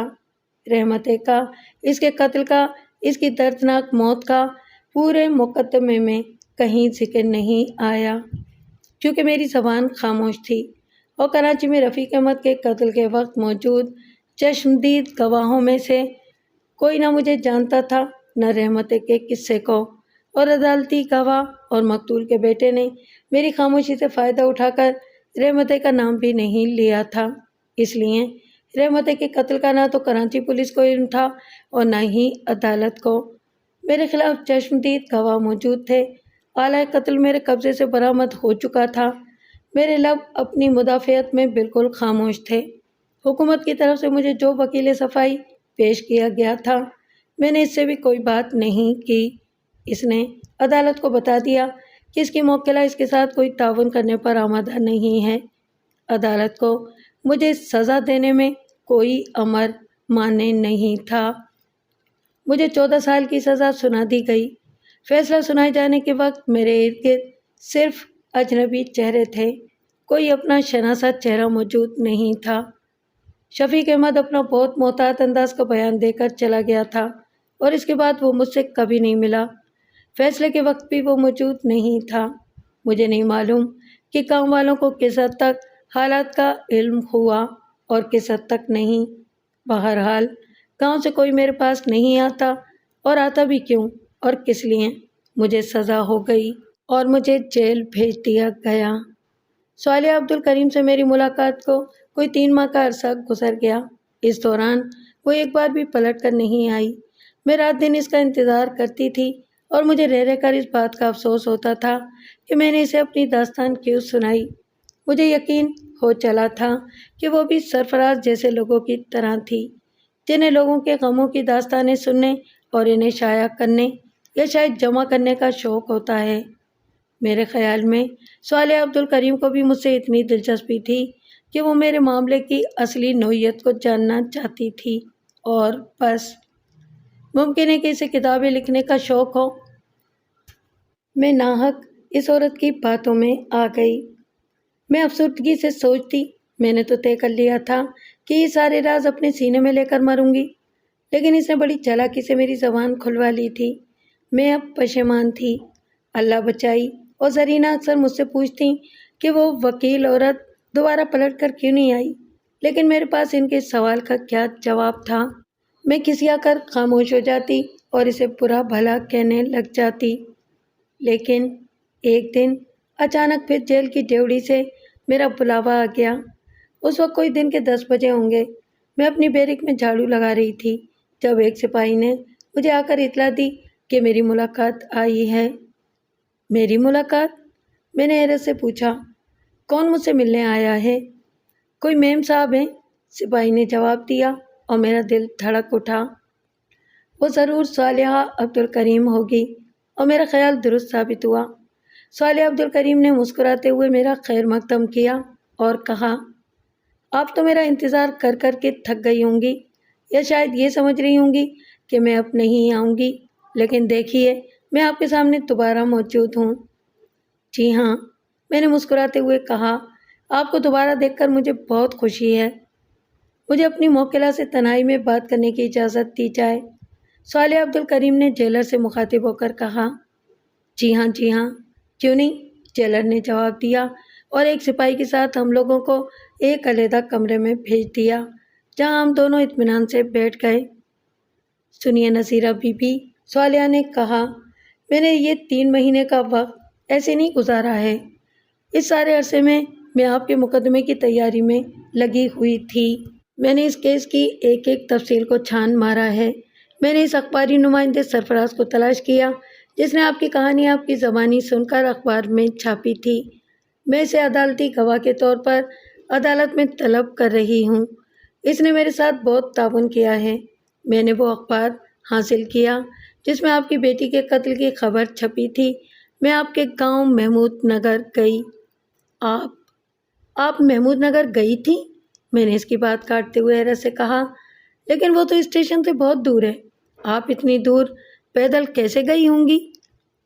میں موٹر سے گئی تھی، اس نے جواب دیا، اور مجھے ایک بار نہیں 2 بار محمود نگر جانا پڑا۔ پہلی بار جب میں محمود نگر گئی تو میں نے گاؤں کے تقریباً تمام لوگوں سے ملاقات کی۔ ان میں شفیق احمد کے علاوہ خورشید، سکینہ، سعیدہ، گلزارہ وغیرہ بھی شامل تھے۔ شفیق احمد اور رحمتیں کے قصے سے وہ سب لوگ واقف تھے، لیکن میں نے ان میں سے کسی کو بھی گواہوں میں شریک نہیں کیا، کیونکہ میں جانتی ہوں کہ شفیق احمد کے ڈر سے وہ اس کے لیے تیار نہیں ہوتے۔ میں نے شفیق احمد سے کہا کہ میں اسے عدالتی گواہ کے طور پر طلب کرنا چاہتی ہوں اور میرے پاس عدالت کا حکم نامہ موجود ہے۔ آپ یہ جان لیں کہ عدالت جس شخص کو چاہے عدالتی گواہ کے طور پر طلب کر سکتی ہے۔ میں ہائی کورٹ سے اس کا بندوبست کر کے گئی تھی۔ شفیق احمد انکار کی جرات نہیں کر سکتا تھا، گو کہ اس نے اپنا دامن بہت چھڑانا چاہا، لیکن میں نے اس سے کہہ دیا کہ یہ عدالتی حکم ہے اور اسے گواہی کے لیے آنا ہی پڑے گا۔ اس کے سارے اخراجات میں ادا کروں گی۔ میں اس تھانے دار سے بھی ملی جس نے آپ کی رپورٹ درج کرنے سے انکار کر دیا تھا۔ اسے بھی میں نے عدالتی گواہ کے طور پر طلب کیا ہے۔ اسی اثنا میں مقدمے کی تاریخ مقرر ہوئی اور عدالتی گواہوں کو سمن بھیجے گئے۔ سرفراز اور تھانے دار نے سمن وصول کر لیے، لیکن شفیق احمد کا سمن واپس آ گیا۔ اس نے ڈاکیے کو کچھ کھلا پلا کر یہ لکھوا کر سمن واپس بھیج دیا کہ شفیق احمد گاؤں میں موجود نہیں ہے۔ دوسری بار بھی ایسا ہی ہوا۔ آخر تیسری بار میں سمن لے کر میں خود گئی اور وہاں کچہری اور پولیس کے عملے کی مدد سے میں نے شفیق احمد پر سمن کی تعمیل کروا ہی دی۔ وہ سب لوگ میرے نام اور میرے کام سے اچھی طرح واقف ہیں۔ وہ میرے ساتھ تعاون کرنے پر مجبور تھے۔ اگر وہ ایسا نہ کرتے تو میں لاہور جا کر ہائی کورٹ میں اپنے دوستوں سے مدد لیتی۔ وہ لوگ اس بات سے بخوبی واقف تھے۔ بہرحال شفیق احمد پر سمن کی تعمیل ہو چکی ہے۔ میں اس کی ذہنی حالت کو سمجھ رہی ہوں۔ وہ اپنے باپ کے جرم سے واقف بھی ہے اور اس کی پردہ پوشی بھی کرنا چاہتا ہے، اپنی بے وفائی کو بھی چھپانا چاہتا ہے اور اپنے ظالم باپ کی قاتلہ کو بچانے میں کوئی دلچسپی بھی نہیں رکھتا۔ اس کی دلی خواہش ہے کہ یہ سارا قصہ ہمیشہ کے لیے ختم ہو جائے، لیکن میں ایسا نہیں ہونے دوں گی۔ ایک بار اسے عدالت میں گواہوں کے کٹہرے میں آنے دیجیے اور پھر دیکھیے کہ میں اس کا کیا حشر کرتی ہوں۔ آپ نے تو کمال کر دیا، میری زبان سے حیرت کے عالم میں نکلا۔ میں تو سوچ بھی نہیں سکتی تھی کہ کوئی میرے لیے اتنا کرے گا۔ یقین نہیں آتا کہ اس دنیا میں ایسے بے لوث لوگ بھی موجود ہیں۔ آپ نے تو میرے اندر جیسے نئی زندگی کی روح پھونک دی ہو۔ میرا کام ہی ناکام اور نا امید دلوں میں امید کی روح پھونکنا ہے۔ صالحہ عبدالکریم نے مسکراتے ہوئے کہا، اب آپ میری بات غور سے سنیں۔ اگلے ہفتے آپ کے مقدمے کی پیشی ہے۔ سب سے پہلے آپ کا بیان ہوگا۔ آپ اطمینان اور سکون کے ساتھ بغیر کسی خوف اور جھجک کے وہ سارے واقعات تفصیل سے بیان کریں جو آپ نے مجھے آج سے 3 ماہ پہلے بتائے تھے۔ اسی تسلسل اور ترتیب کے ساتھ، کوئی بات چھوٹ نہ جائے۔ وکیل استغاثہ کا نام ارشاد علی ہے۔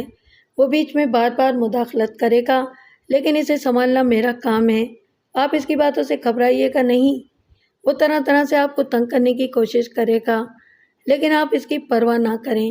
آپ کا بیان قلم بند ہو جانے کے بعد آپ کا کام ختم، پھر سارا کام میرا ہے۔ آپ کو صرف اس بات کا خیال رکھنا ہے کہ آپ کے بیان میں کہیں کوئی تضاد نہ ہو۔ ہر بات اپنی جگہ پر طے شدہ اور سچ ہو۔ آپ کو صرف سچ بولنا ہے اور سچ بولنے میں تضاد نہیں ہوتا۔ میں آپ کا مطلب سمجھ گئی ہوں، میں نے کہا۔ جب میں سچ اور صرف سچ بولوں گی تو پھر ایک بات اگر مجھ سے 100 دفعہ بھی پوچھی جائے تو میرا جواب ایک ہی ہوگا۔ بالکل ٹھیک، صالحہ نے کہا اور چلنے کے لیے کھڑی ہو گئی۔ کمرہ عدالت لوگوں سے کھچا کھچ بھرا ہوا تھا۔ مجھے حیرت تھی کہ اتنے بہت سے لوگ یہاں کیا کرنے آئے ہیں۔ اس سے پہلے جب سیشن کورٹ میں میرا مقدمہ چل رہا تھا تو بمشکل 8-10 آدمی کمرے میں موجود ہوتے تھے، لیکن ایک تو یہ عمارت، دوسری تھی یہ کمرہ بہت بڑا تھا، اور پھر اس میں تل دھرنے کو جگہ نہیں تھی۔ مجھے صبح تقریباً 7:30 بجے ہی عدالت میں پہنچا دیا گیا تھا، اور دیکھتے ہی دیکھتے کمرہ عدالت میں اتنے لوگ جمع ہو گئے کہ ساری نشستیں پر ہو گئیں اور بہت سے لوگوں کو کھڑا رہنا پڑا۔ مجھے اس ہجوم میں شفیق احمد بھی نظر آیا اور سرفراز بھی۔ سرفراز نے ہاتھ ہلا کر اور مسکرا کر مجھے سلام کیا۔ میں نے ہاتھ اٹھا کر اس کے سلام کا جواب دیا، لیکن شفیق احمد نے میری طرف چپکے سے ایک بار دیکھ کر نظریں دوسری طرف پھیر لیں۔ میں نے ایک مدت کے بعد شفیق احمد کو دیکھا تھا۔ آج وہ کتنا بدلا ہوا نظر آ رہا تھا۔ مجھے تو یہ بھی نہیں معلوم تھا کہ وسیمہ سے اس کی شادی ہو گئی یا نہیں۔ میں صالحہ عبدالکریم سے یہ بات پوچھنا تو بالکل ہی بھول گئی تھی۔ شادی سے 1 ماہ پہلے ہی تو میں نے اس کے باپ کو ٹھکانے لگا دیا تھا۔ ذرا دیر میں صالحہ عبدالکریم عدالت میں داخل ہوئی۔ اس کے ساتھ ایک آدمی اور ایک عورت تھی۔ صالحہ عبدالکریم میرے پاس آئی۔ کالے رنگ کے لمبے کوٹ میں وہ بڑی باوقار اور پرکشش لگ رہی تھی۔ ان دونوں کو پہچان لیجیے نصیرہ بی بی۔ صالحہ عبدالکریم نے اپنے ساتھ آئے ہوئے آدمی اور عورت کی تعارف کراتے ہوئے کہا، یہ مسٹر فساد حسین ہے اور یہ محترمہ زینت بشیر علی ہیں۔ یہ دونوں میرے مددگار ہیں۔ اگر کسی وقت اتفاق سے میں موجود نہ ہوئی تو یہ لوگ معاملے کو سنبھال لیں گے۔ ذرا دیر کے بعد عدالت کی کارروائی شروع ہو گئی۔ سب سے پہلے صالحہ عبدالکریم کھڑی ہوئی اور مجمع کو جیسے سانپ سونگھ گیا۔ ہر طرف خاموشی چھا گئی۔ صالحہ عبدالکریم نے زیادہ لمبی تقریر نہیں کی۔ اس نے مختصر الفاظ میں عدالت کو بتایا کہ اس کی موکلہ نے سیشن کورٹ میں مکمل خاموشی اختیار کی تھی اور عدالت کے ساتھ تعاون نہیں کیا تھا، جس کے باعث اسے توہین عدالت کی بھی سزا دی گئی۔ اب اس نے اپنی موکلہ کو سمجھا بجھا کر اس بات پر راضی کر لیا ہے کہ وہ عدالت عالیہ کے سامنے اپنا کیس تفصیل کے ساتھ پیش کرے گی۔ چنانچہ عدالت ملزم کو اجازت عطا کرے کہ وہ اپنا بیان دے۔ عدالت کی جانب سے اجازت ملنے پر میں نے اپنے بیان کا آغاز کیا۔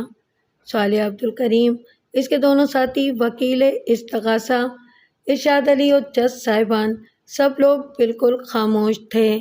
کمرہ عدالت میں موجود سارے لوگ چپ بیٹھے تھے اور صرف میں بول رہی تھی۔ اس عجیب و غریب ماحول سے میں چند لمحوں کے لیے پریشان ہو گئی اور گھبرا کر ادھر ادھر دیکھنے لگی۔ تمہیں گھبرانے یا پریشان ہونے کی ضرورت نہیں ہے، جج صاحب نے بڑی نرمی سے مجھ سے کہا۔ تم اپنا بیان جاری رکھو۔ جج صاحب کے ان الفاظ سے میری کچھ تسلی ہوئی اور میں نے اپنی بات کا سلسلہ دوبارہ جوڑ دیا۔ میں اپنی داستان بالکل اسی طرح، انہی الفاظ میں، انہی تفصیلات کے ساتھ بیان کر رہی تھی جس طرح میں نے صالحہ عبدالکریم کے سامنے بیان کی تھی۔ اس دوران وکیل استغاثہ ارشاد علی نے کئی بار مجھے روکنے کی کوشش کرتے ہوئے جج سے کہا کہ یہ عورت عدالت کا وقت ضائع کر رہی ہے۔ اسے حکم دیا جائے کہ یہ غیر ضروری تفصیلات کی بجائے اصل معاملے تک اپنے بیان کو محدود رکھے، لیکن صالحہ عبدالکریم نے ہر بار کھڑے ہو کر وکیل استغاثہ کو آڑے ہاتھوں لیا اور کہا کہ یہ ایک انسان کی زندگی کا معاملہ ہے۔ ملزمہ ایک بوڑھی عورت ہے، کوئی ضروری نہیں کہ وہ 14 سال تک جیل میں زندہ رہے۔ اس نے ماتحت عدالت میں ایک لفظ بھی زبان سے نہیں نکالا ہے، اسے بولنے کا پورا حق دیا جائے۔ جج نے صالحہ کی بات سے اتفاق کیا اور مجھے بولنے کا موقع دیا۔ میرا بیان مکمل ہونے میں 2 دن لگ گئے۔ بیان کی تکمیل کے بعد عدالت تیسرے دن کے لیے ملتوی ہو گئی۔ آپ نے بہت اچھا بیان دیا ہے۔ عدالت کا وقت ختم ہو جانے پر صالحہ عبدالکریم نے مجھے سراہتے ہوئے کہا، آپ نے ساری باتیں بالکل اسی طرح بیان کی ہیں جس طرح میں چاہتی تھی۔ اب وکیل استغاثہ ارشاد علی کے سوالوں کے جوابات بھی اسی طرح دیجیے گا۔ لیکن وکیل استغاثہ نے مجھ سے کوئی خاص جرح نہیں کی۔ میں نے اپنے تفصیلی بیان میں خود ہی اپنے جرم کا اعتراف کر لیا تھا، اس لیے میرے ساتھ بحث کی گنجائش کم تھی۔ البتہ وکیل استغاثہ نے ایک بڑی لمبی چوڑی تقریر کی جس میں اس نے یہ موقف اختیار کیا کہ ملزمہ نے یہ قتل غیر ارادی طور پر یا وقتی اشتعال کے تحت نہیں کیا ہے، بلکہ ایک سوچے سمجھے اور طے شدہ منصوبے کے تحت کیا ہے۔ اس نے قانون کو اپنے ہاتھوں میں لینے کے لیے جرم کا ارتکاب کیا ہے۔ جہاں تک اس الزام کا تعلق ہے کہ ملزمہ کے شوہر کرم داد اور اس کی بیٹی رحمت بی بی کو زمیندار رفیق احمد نے قتل کروایا ہے، تو یہ محض ایک مفروضہ ہے جو ملزمہ کے اپنے ذہن کی پیداوار سے زیادہ حیثیت نہیں رکھتا۔ ملزمہ کے پاس ایسا کوئی ثبوت موجود نہیں ہے جس سے وہ رفیق احمد مرحوم کو قاتل ثابت کر سکے، اور قانون کی نظر میں کسی جرم کو اس وقت تک جرم تسلیم نہیں کیا جاتا جب تک کہ اس کے خلاف کوئی ٹھوس ثبوت موجود نہ ہو۔ ملزمہ اپنے ذہن میں مفروضات قائم کرتی گئی اور انہی کی بنا پر اس نے رفیق احمد کو ہلاک کر ڈالا۔ وہ اتنی ہوشیار تھی کہ مناسب موقع کی تلاش میں محمود نگر سے چل کر کراچی آئی اور اس نے رفیق احمد کو یہاں قتل کر ڈالا۔ قتل کے چشمدید گواہان میں جو لوگ موجود ہیں وہ عدالت میں موجود ہیں، اور خود ملزمہ بھی جرم سے انکاری نہیں ہے، اس لیے ملزمہ کو سیشن کورٹ نے جو سزا دی ہے وہ ٹھیک ہے۔ ارشاد علی بولتا رہا اور سب لوگ سنتے رہے۔ تقریباً 1 گھنٹے کے بعد اس کا بیان ختم ہو گیا۔ اس عرصے کے دوران صالحہ عبدالکریم اور اس کے ساتھی برابر کچھ لکھنے میں مصروف رہے۔ وکیل استغاثہ کے بیان کے بعد عدالت نے سرفراز کو گواہی کے لیے طلب کیا۔ سرفراز نے اپنے بیان میں اس واقعے کے بارے میں تفصیل سے بتایا جو تھانے میں پیش آیا تھا۔ اس موقع پر صالحہ عبدالکریم نے فصاحت حسین سے لے کر اخبار کی وہ کاپی جج صاحب کے حوالے کی جس میں سرفراز کی تیار کردہ خبر چھپی تھی۔ سرفراز نے بتایا کہ مجھ سے گفتگو کے دوران ہی اس نے اس بات کا پوری طرح اندازہ لگا لیا تھا کہ میں اپنی بیٹی کے قتل کی اصل وجہ سے بخوبی واقف ہوں، لیکن کوئی مجبوری ہے جس نے میری زبان بند کر رکھی ہے۔ اس نے کہا کہ وہ جانتا تھا کہ اس قتل کے پیچھے کوئی درد و غم میں ڈوبی ہوئی داستان پوشیدہ ہے، لیکن میں اس داستان کو منظر عام پر لانے سے گریزاں رہوں۔ سرفراز کے بیان کے مطابق اسے یہ شبہ تھا کہ اس قتل کا تعلق کسی نہ کسی صورت گاؤں کے زمیندار رفیق احمد سے ضرور ہے، لیکن چونکہ وہ ایک اخباری نمائندہ تھا، سراغ رساں نہیں، اس لیے اس بات کی تفتیش کی کوشش نہیں کی، اور جتنی خبر اسے حاصل ہوئی تھی وہ اس نے تیار کر کے اپنے اخبار کے حوالے کر دی۔ پہلے وکیل استغاثہ نے سرفراز سے جرح کی، لیکن وہ اس سے کوئی بات نہ کہلوا سکا اور نہ ہی اس کے بیان میں کوئی تضاد تلاش کر سکا۔ سرفراز نے البتہ اس بات کا اعتراف کیا کہ اس خبر کی اشاعت کے بعد تھانے دار، جس سے اس کے اچھے خاصے ذاتی مراسم تھے، اس سے بہت ناراض ہوا اور اس نے اس سے ترک تعلق کر لیا، لیکن سرفراز کو اس کی کوئی پرواہ نہیں تھی کیونکہ اس کا ضمیر مطمئن تھا کہ اس نے اپنی پیشہ ورانہ فرائض کو دیانتداری سے انجام دیا ہے۔ صالحہ عبدالکریم نے سرفراز سے کوئی جرح نہیں کی، صرف 2-4 سوالات پوچھے جن سے یہ مطلب حاصل کرنا مقصود تھا کہ وہ مجھ کو بالکل نہیں جانتا تھا اور میری اس کی پہلے سے کوئی واقفیت نہیں تھی۔ سرفراز کی گواہی ریکارڈ ہو گئی اور اس کے بعد اس تھانے دار کی باری آئی جس نے میری رپورٹ درج کرنے سے انکار کیا تھا۔ وکیل استغاثہ نے تو اس سے کم ہی سوالات کیے، لیکن صالحہ عبدالکریم نے جیسے اس کی کھال کھینچ کر رکھ دی۔ میں اس کے سوالات کا رنگ اور انداز دیکھ کر حیران رہ گئی۔ اس نے تھانے دار کو چاروں طرف سے اس طرح گھیرا کہ اس کا بچ کر نکلنا محال ہو گیا، اور اس نے اپنی گھبراہٹ کے عالم میں یہ اعتراف کر لیا کہ وہ رفیق احمد کے مشورے کے بغیر رپورٹ درج کرنا نہیں چاہتا تھا، کیونکہ رفیق احمد اس گاؤں کا زمیندار تھا، اور اسی دن اس نے رفیق احمد سے مشورہ کیا جس نے اسے سختی سے منع کر دیا کہ کوئی رپورٹ درج نہ کی جائے۔ چنانچہ اس نے رپورٹ درج نہیں کی، اور پھر یہ کہ اس کے بعد کوئی اس کے پاس رپورٹ درج کروانے کے لیے آیا بھی نہیں۔ مائی لارڈ، میں تھانے دار کے اس بیان کی روشنی میں اس کی معطلی اور ان کے خلاف تحقیقات کے لیے ایک الگ کیس لاہور ہائی کورٹ میں دائر کروں گی۔ صالح عبد الکریم نے کہا، اب میں چاہتی ہوں کہ اس مقدمے کے سب سے اہم اور مرکزی گواہ شفیق احمد کو طلب کیا جائے۔ شفیق احمد جب گواہوں کے کٹہرے میں آیا تو اس کے چہرے پر ہوائیاں اڑ رہی تھیں۔ وہ اس سے پہلے صالحہ کی زبان کی کاٹ، اس کے سوالات کے نشتر اور اس کی بے پناہ قوت دلائل کا ایک مظاہرہ دیکھ چکا تھا۔ اس نے ایک سرکش اور اینٹھی ہوئی گردن والے تھانے دار کو چند منٹ کے اندر اندر بوکھلا کر رکھ دیا تھا۔ اسے اپنا انجام بھی کچھ خطرناک ہی نظر آ رہا تھا۔ شفیق احمد سے سوالات کا آغاز وکیل استغاثہ ارشاد علی نے کیا۔ میں کوئی پڑھی لکھی تو تھی نہیں جو وکالت کے اسرار و رموز کو سمجھ سکتی، لیکن اتنا اندازہ میں ضرور کر سکتی تھی کہ صالح عبد الکریم اور ارشاد علی کا کوئی مقابلہ نہیں ہے۔ صالح عبد الکریم آدمی کے گرد سوالات کا گھیرا اس خوبصورتی سے کستی تھی کہ انسان کا بچ نکلنا مشکل ہوتا تھا، لیکن ارشاد علی اس فن سے ناواقف تھا۔ اس نے شفیق احمد سے بھی معمولی نوعیت کی جرح کی، جس کا لب لباب یہ تھا کہ شفیق احمد رحمت بی بی سے شادی کا خواہش مند ضرور تھا، لیکن جب اس کے ماں باپ نے اسے ایسا کرنے سے روکا تو اس نے ان کی بات مان لی اور اپنی خالہ زاد بہن وسیمہ سے شادی کرنے پر تیار ہو گیا۔ اسی دوران رحمت بی بی کو اس کے باپ کے کسی دشمن نے قتل کر دیا اور نصیر بی بی اس غلط فہمی میں مبتلا ہو گئی کہ اس کی بیٹی کے قتل میں رفیق احمد کا ہاتھ ہے۔ چنانچہ اس نے دل برداشتہ ہو کر رفیق احمد کو ہلاک کر ڈالا۔ شفیق احمد نے بتایا کہ اسے کراچی پولیس کے ٹیلی گرام کے ذریعے اپنے باپ کے قتل کی اطلاع ملی تھی اور وہ فوراً گاؤں سے کراچی آیا تھا، جہاں اس نے تھانے میں نصیرہ بی بی کی شناخت کی تھی اور پولیس نے بتایا کہ یہی عورت اس کے باپ کی قاتلہ ہے۔ اس کے بعد وہ اپنے باپ کی لاش کو لے کر گاؤں چلا گیا تھا۔ اس کی شادی جو 1 ماہ بعد ہونے والی تھی، باپ کی برسی تک کے لیے ملتوی کر دی گئی اور پچھلے ہی دنوں اس کی شادی ہوئی ہے۔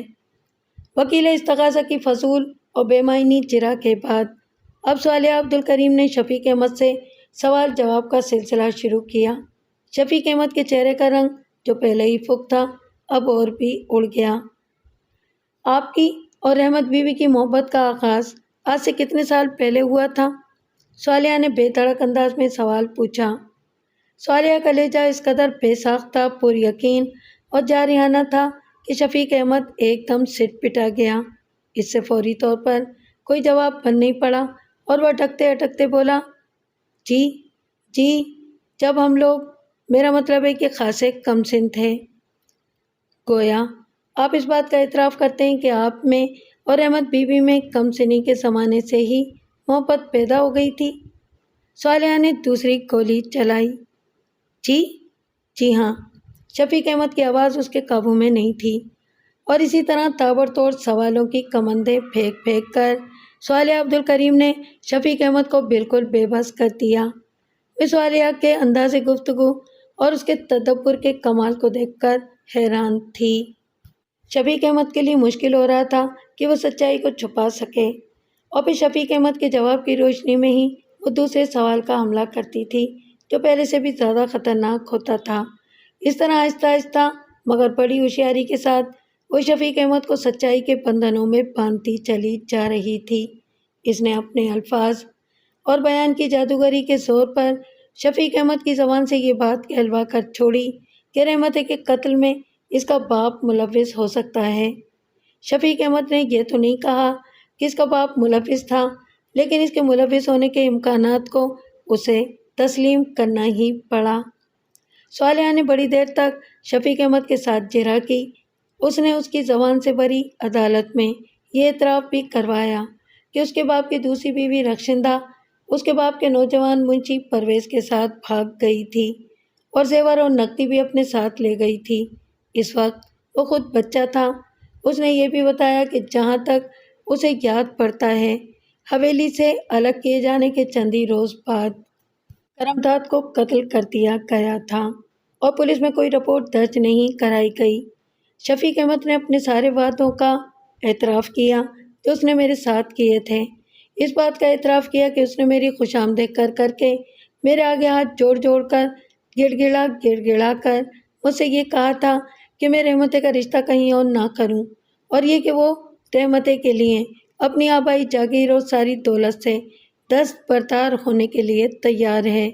غرض یہ کہ صالحہ نے شفیق احمد کی زبان سے ان تمام باتوں کی تصدیق کروا کے چھوڑی جو شفیق احمد رحمتیں اور شفیق احمد کے والدین کے حوالے سے میں نے عدالت کو بتائی تھیں۔ شفیق احمد ایک بات کی بھی تردید نہ کر سکا۔ اس دوران وکیل استغاثہ ارشاد علی نے درمیان میں کئی بار مداخلت کی اور اعتراضات کیے، لیکن صالحہ کے ٹھوس دلائل کے آگے اس کی ایک نہ چلی، اسے خاموش رہنا پڑا۔ شفیق احمد کو صالحہ عبدالکریم نے قابل رحم حالت میں لٹ ڈالا تھا۔ یوں لگتا تھا کہ ملزم میں نہیں بلکہ ملزم شفیق احمد ہے۔ مجھے احساس ہوا کہ صالحہ نے محمود نگر جا کر کس قدر معلومات اکٹھی کی ہیں اور کتنی محنت کے ساتھ اس نے ان ساری معلومات کو ترتیب دے کر شفیق احمد اور اس کے خاندان کے خلاف استعمال کیا ہے۔ اس نے رفیق احمد اور شفیق احمد کے بارے میں بہت سی ایسی باتیں بھی معلوم کر لی تھیں جس سے میں خود بھی واقف نہیں تھی۔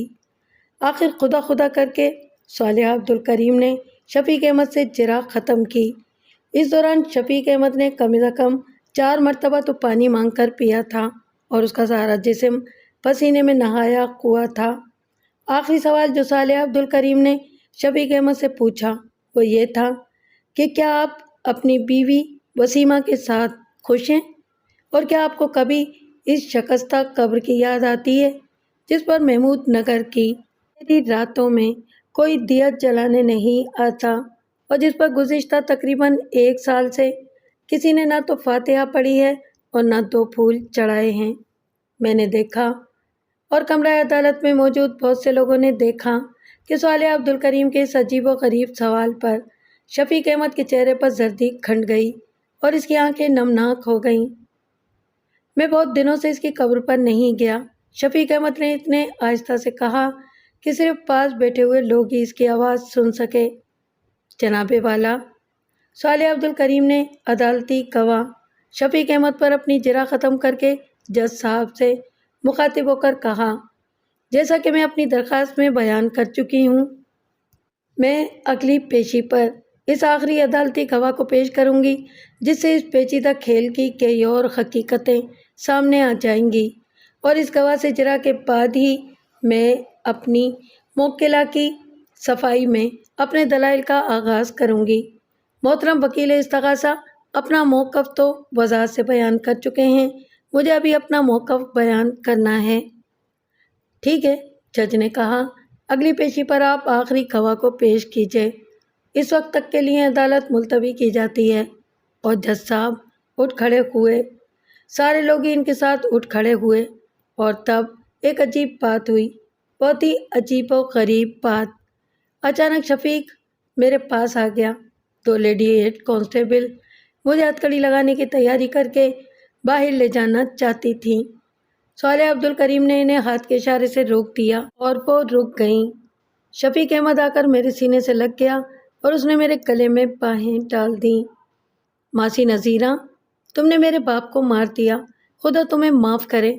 میں نے تمہیں معاف کیا، تم بھی مجھے معاف کر دو۔ اب اور غم برداشت نہیں ہوتا، دل بہت دکھ جھیل چکا ہے، مگر کیا کروں ماسی، دنیا کے بکھیڑے۔ میں نے اسے آگے بولنے سے روک دیا۔ تمہاری بیوی وسیمہ کیسی ہے؟ خوش تو ہے نا؟ خوشی ہوگی ماسی، شفیق احمد نے بجھی ہوئی آواز میں کہا۔ اسے کس بات کی تکلیف ہے؟ تکلیف کی بھٹیوں میں تو میں جل رہا ہوں۔ کاش میں اتنا بہادر ہوتا کہ رحمتیں کے بعد خود کو ہلاک کر لیتا، لیکن میں خود کو اتنا بہادر ثابت نہ کر سکا۔ ماسی، وکیل صاحبہ نے تو میرے سارے زخموں کو ادھیڑ کر رکھ دیا ہے۔ انہوں نے میرے اندر سوئے ہوئے نہ جانے کون کون سے جذبے جگا دیے۔ یہ اس لیے شفیق احمد کی حقیقت کھل کر سامنے آ سکے، صالحہ نے کہا، جو ہمارے برابر ہی کھڑی ہوئی تھی۔ میری آپ سے کوئی دشمنی نہیں ہے، لیکن مجھے اپنی مظلوم موکلہ کا تحفظ کرنا ہے۔ اس کے ساتھ قدم قدم پر ظلم ہوا ہے۔ اگر میرے رویے سے آپ کو کوئی تکلیف پہنچی ہو تو میں اس کے لیے معذرت طلب نہیں کروں گی۔ میں ایک ایک لفظ سوچ سمجھ کر بولتی ہوں۔ مجھے آپ کی قابلیت کا اعتراف ہے محترمہ، شفیق احمد نے کہا، کسی عدالت میں پیش ہونے کا میرے لیے یہ پہلا موقع ہے۔ میں بہت گھبرایا ہوا تھا۔ بہرحال آپ نے بڑی کامیابی کے ساتھ مجھ سے وہ سب کچھ اگلوا لیا جو آپ کہلوانا چاہتی تھیں۔ 15 دن کے بعد میں ایک بار پھر عدالت میں موجود تھی۔ پچھلے دنوں کی طرح اس مرتبہ بھی کمرہ عدالت کھچا کھچ بھرا ہوا تھا۔ بہت سے لوگ کھڑے ہوئے تھے۔ صالح عبدالکریم اور اس کے دونوں مددگار موجود تھے۔ جج صاحب تشریف لائے اور سارے لوگ اپنی اپنی نشستوں سے کھڑے ہو گئے۔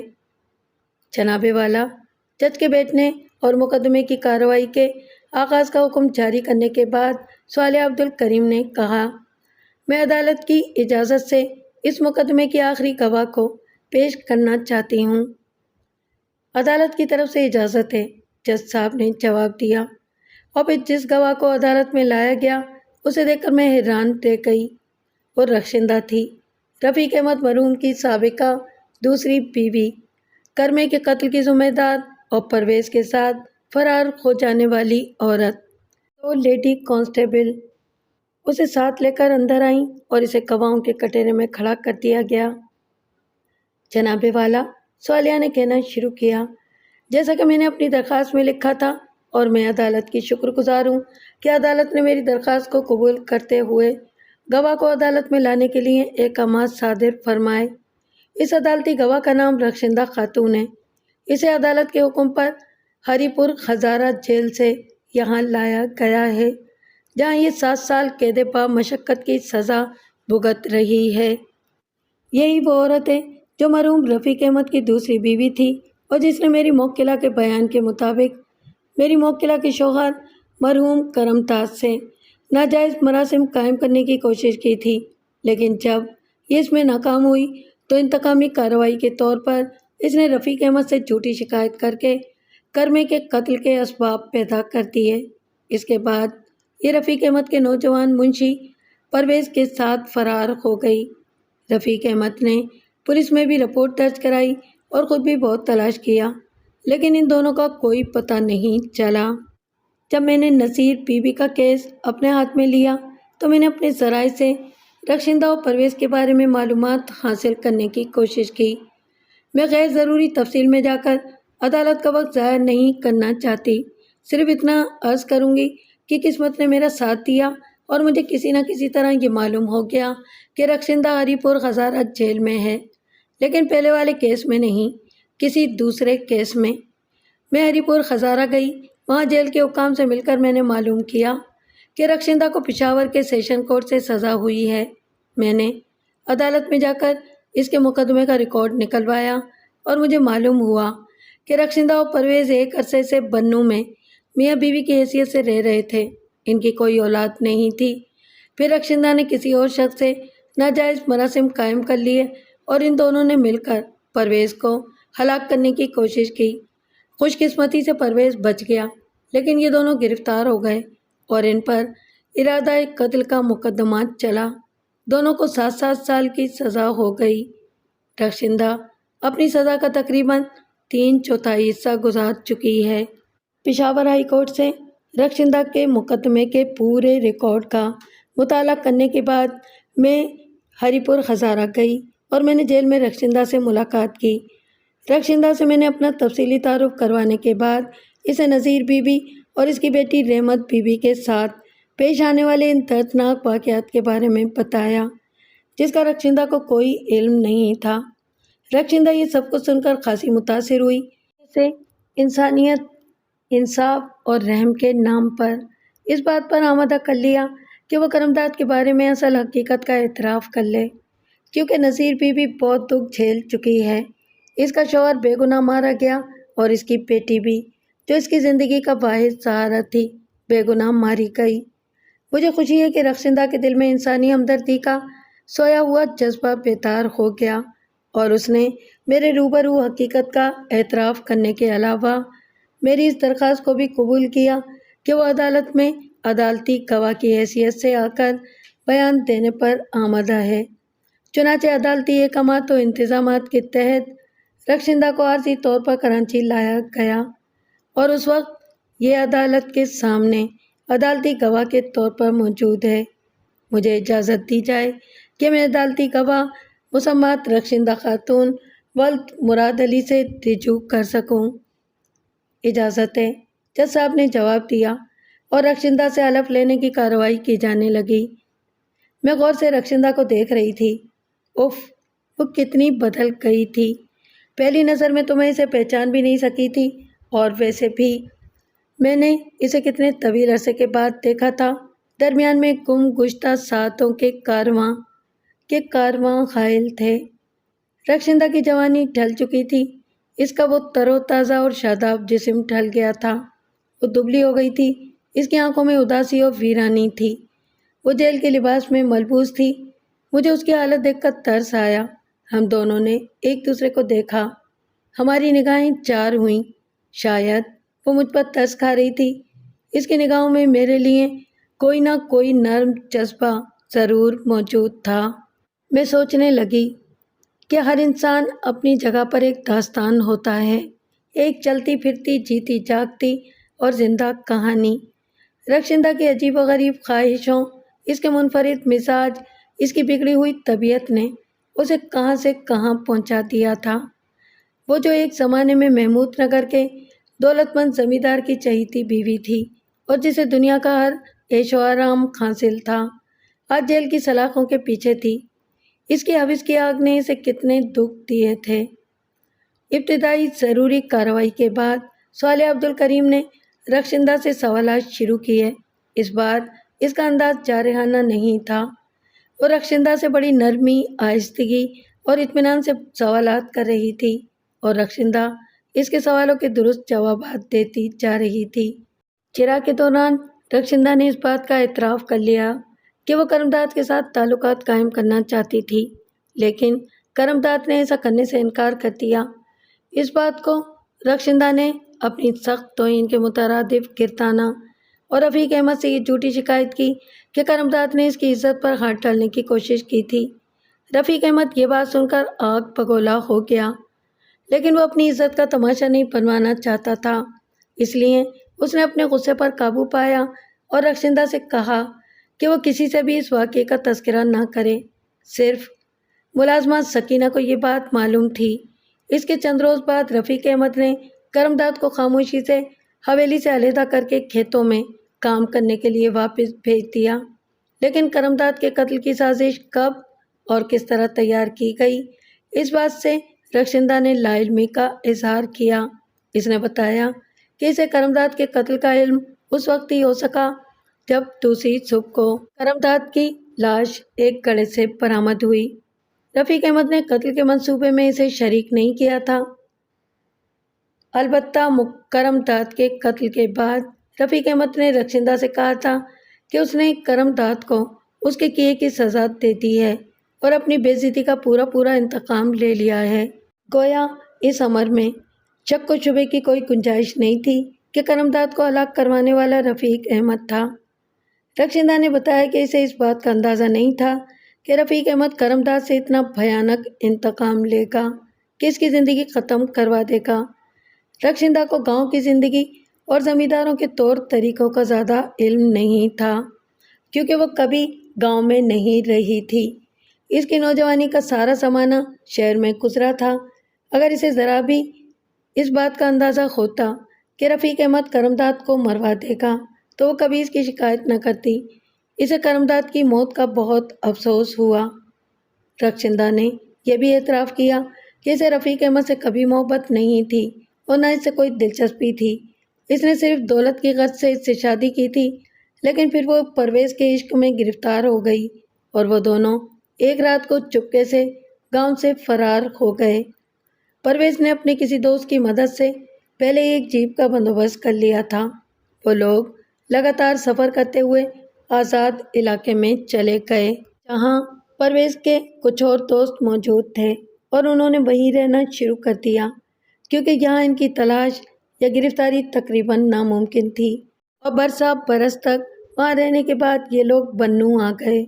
یہاں پہنچ کر صالحہ نے اپنی جرح کا سلسلہ موقوف کر دیا۔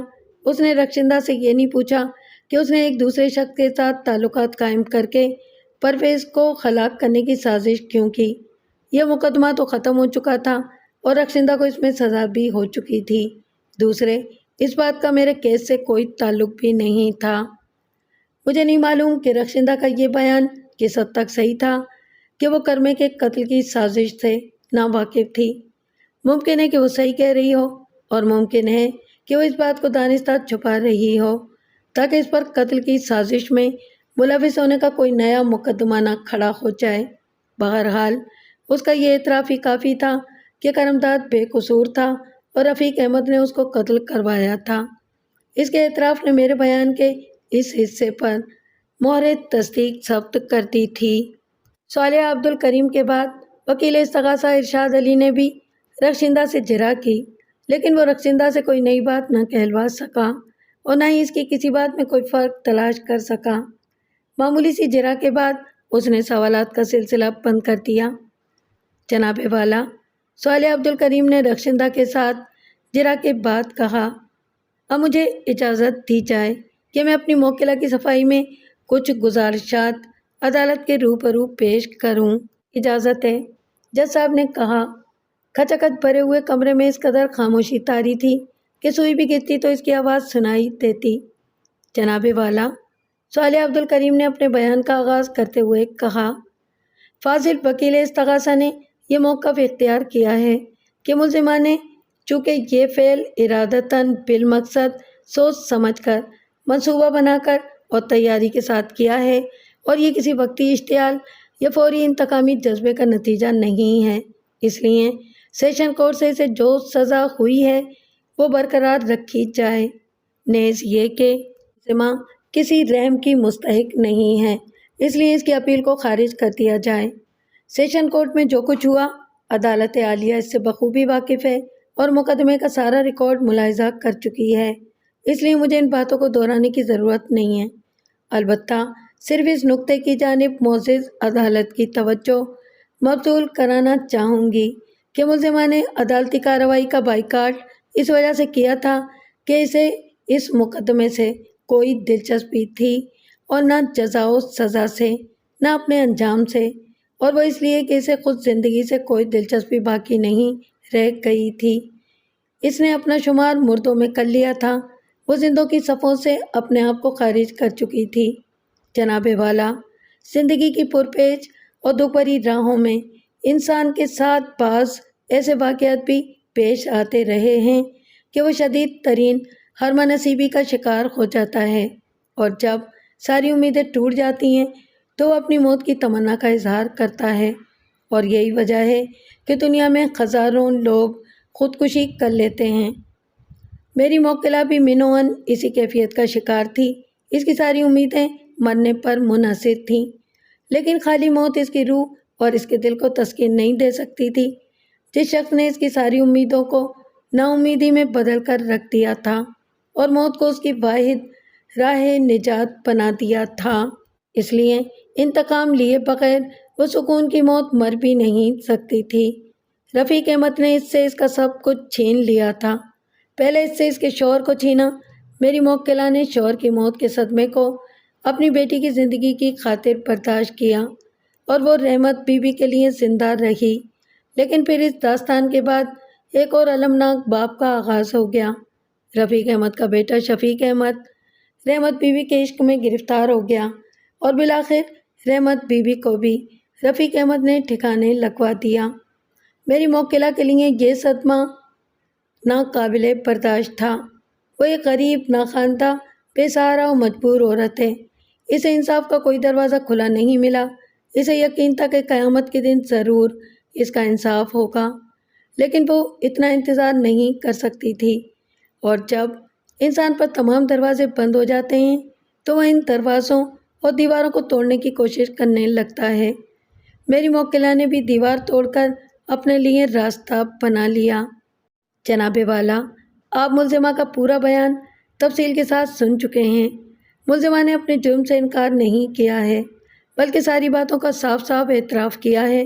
استغاثہ کے گواہوں کے بیانات اور ملزمہ کے حالات میں کوئی تضاد نہیں ہے۔ اس کے علاوہ جو عدالتی گواہ اس معزز عدالت کے سامنے پیش ہوئے ہیں، ان میں سے کوئی بھی ملزمہ کے ساتھ کوئی تعلقات نہیں رکھتا، بلکہ یوں کہنا درست ہوگا کہ سوائے اخباری نمائندے سرفراز کے، جس سے ملزمہ صرف ایک بار ملی تھی، باقی تمام لوگوں سے، یعنی تھانے دار سے، شفیق احمد سے اور رخشندہ سے، ملزمہ کے تعلقات خراب اور صرف تلخی کا ہی پہلو لیے ہوئے تھے۔ لیکن ان سارے گواہوں نے جو بیانات اس معزز عدالت کو دیے ہیں، ان میں اور ملزمہ کے بیان کردہ واقعات میں سرے سے کوئی فرق نہیں ہے۔ فاضل وکیل استغاثہ نے بھی ان گواہوں کے ساتھ اچھی طرح جرح کی، لیکن وہ بھی کسی قسم کی تضاد بیانی کو تلاش کرنے میں ناکام رہے۔ اس طرح اس امر پر یقین نہ کرنے کا کوئی جواز نہیں ہے کہ رفیق احمد ہی نے کرم داد کو قتل کروایا اور اسی نے رحمت بیوی کو بھی قتل کروایا۔ وہی اصل مجرم تھا جو دو انسانوں کے خون سے ہاتھ رنگنے کے باوجود اطمینان سے بیٹھا ہوا تھا اور بیٹے کی شادی کی تیاریاں کر رہا تھا۔ جہاں تک شفیق احمد کے رویے کا تعلق ہے تو میں اس سلسلے میں تفصیلات سے گریز کروں گی، کیونکہ وہ ہمارا موضوع بحث نہیں ہے۔ البتہ صرف اتنی گزارش کرنا چاہوں گی کہ شفیق احمد نے رحمت بیوی کے مرنے کے بعد اپنے اوپر زندگی کی نعمتوں کا دروازہ بند کرنا ضروری نہیں سمجھا اور آہستہ آہستہ وہ اسے بھول گیا۔ اس کے پاس یاد رکھنے کے لیے اور بھی بہت سی چیزیں تھیں۔ صالحہ عبد الکریم اس طرح بولے چلی جا رہی تھی گویا وہ کسی کتاب میں سے دیکھ کر پڑھ رہی ہو۔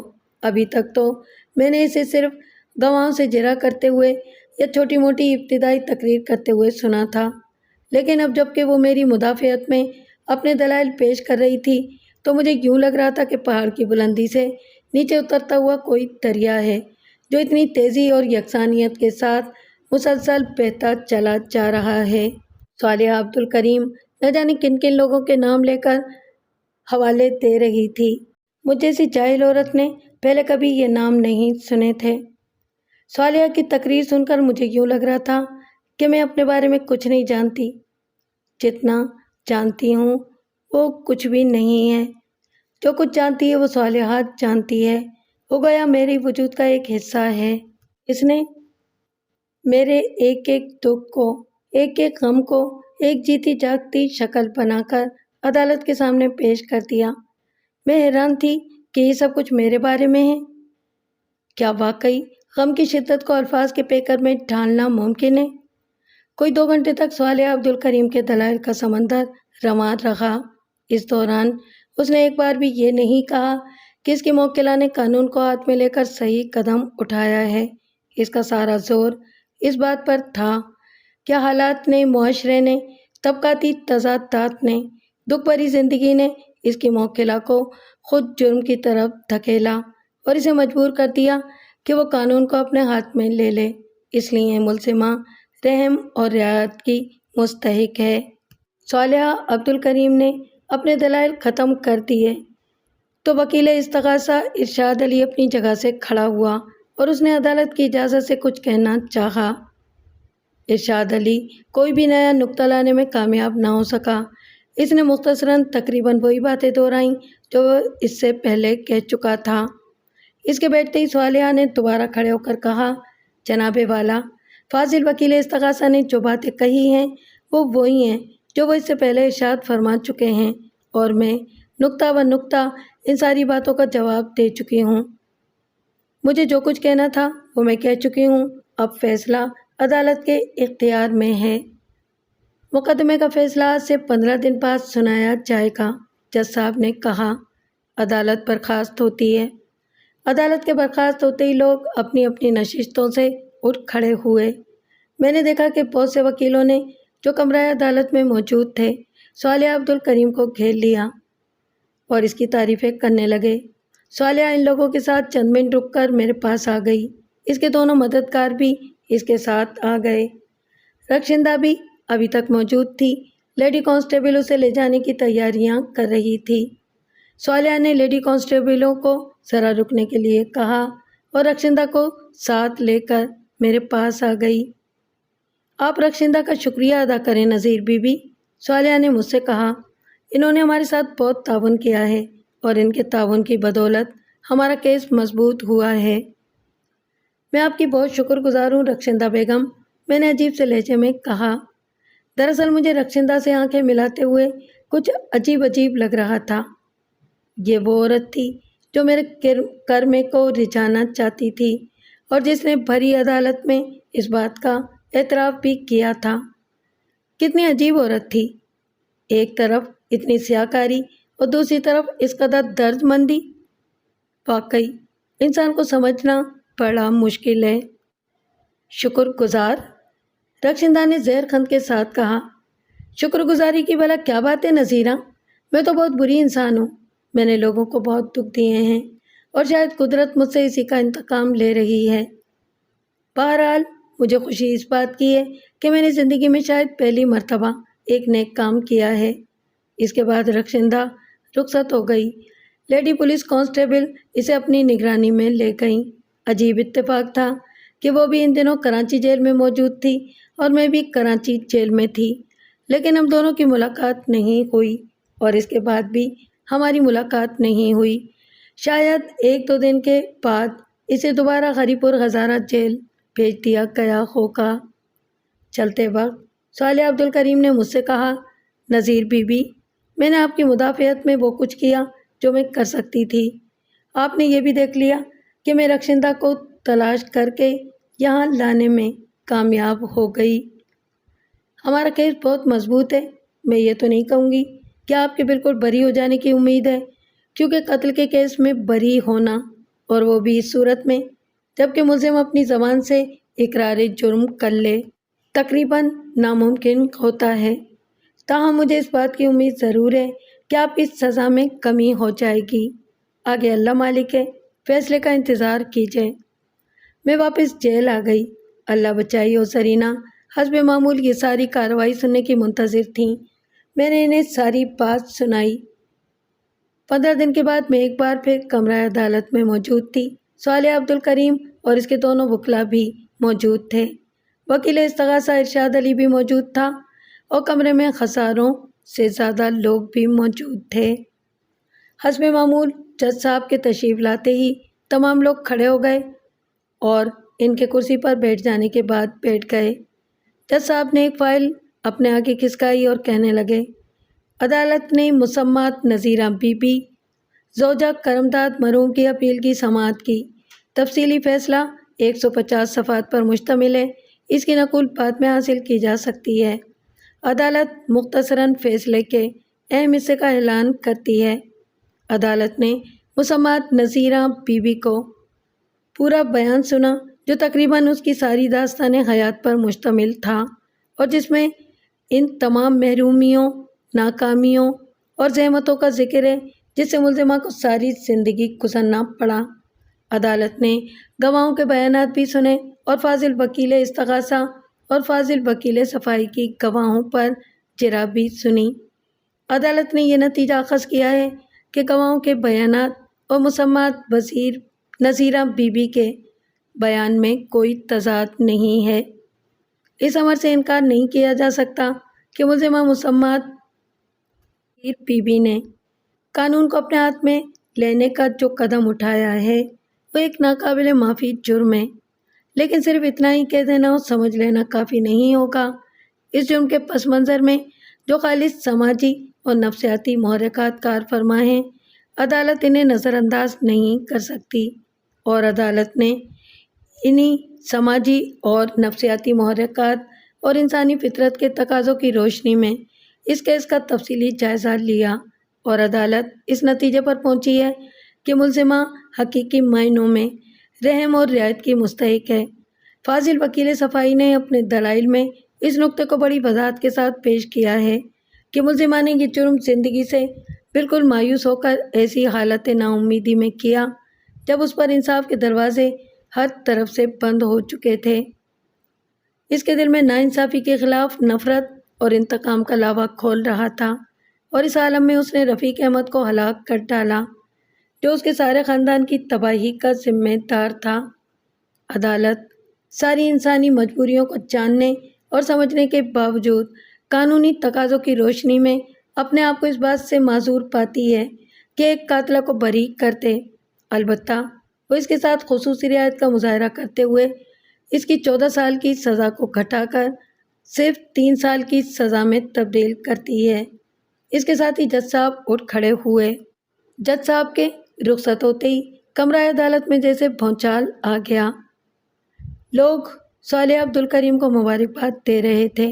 صالح عبدالکریم نے لیڈی کانسٹیبلوں کو اشارہ کر کے مجھے لے جانے سے روک دیا تھا۔ آخر کافی دیر کے بعد صالح عبدالکریم کو میرے پاس آنے کا موقع ملا۔ مبارک ہو نذیرہ بی بی، اس نے ایک فاتحانہ مسکراہٹ کے ساتھ کہا۔ آپ کی سزا میں زبردست کمی ہو گئی۔ میں خوش ہوں کہ میری محنتیں رائے کا نہیں گئیں۔ اب آپ کو بہت تھوڑا عرصہ جیل میں گزارنا پڑے گا۔ اور اب میں آپ کو ایک راز کی بات بتا دوں۔ شفیق احمد کراچی سے رخصت ہوتے وقت مجھ سے ملنے آیا تھا اور اس نے مجھ سے کہا تھا کہ اگر آپ کی سزا میں کمی ہو گئی اور آپ چند سال جیل میں گزار کر واپس آ گئیں تو وہ گاؤں میں آپ کا خیر مقدم کرے گا اور پوری عزت و احترام کے ساتھ آپ کو گاؤں میں رہنے کا موقع دے گا۔ وہ آپ کو ماہانہ خرچ بھی دینے پر تیار تھا۔ مجھے شفیق احمد کی عنایات کی ضرورت نہیں ہے، میں نے ایک افسردہ مسکراہٹ کے ساتھ کہا۔ میں تو اب گاؤں واپس جانا ہی نہیں چاہتی۔ وہاں میرے لیے کیا رکھا ہے؟ البتہ میں آپ سے گزارش کروں گی کہ جب میں رہائی پا کر واپس آؤں تو آپ کراچی میں ہی کسی کوٹھی میں مجھے کام دلا دیں اور رہنے کی جگہ بھی۔ میں اپنی بقیہ زندگی گاؤں سے دور رہ کر گزارنا چاہتی ہوں۔ یہ کوئی مسئلہ نہیں ہے، نوکریاں ہزاروں ہیں، صالحہ نے کہا، صرف کام کرنے کی لگن چاہیے۔ وہ لگن تو ہمیشہ سے مجھ میں موجود ہے، میں نے مسکرا کر کہا۔ ٹھیک ہے، صالحہ نے جواب دیا، میں گائے بگائے آپ سے ملنے آیا کروں گی۔ خدا حافظ۔ خدا حافظ، میں نے آہستہ سے کہا اور لیڈی کانسٹیبلوں نے میرے خط کڑی لگا دی۔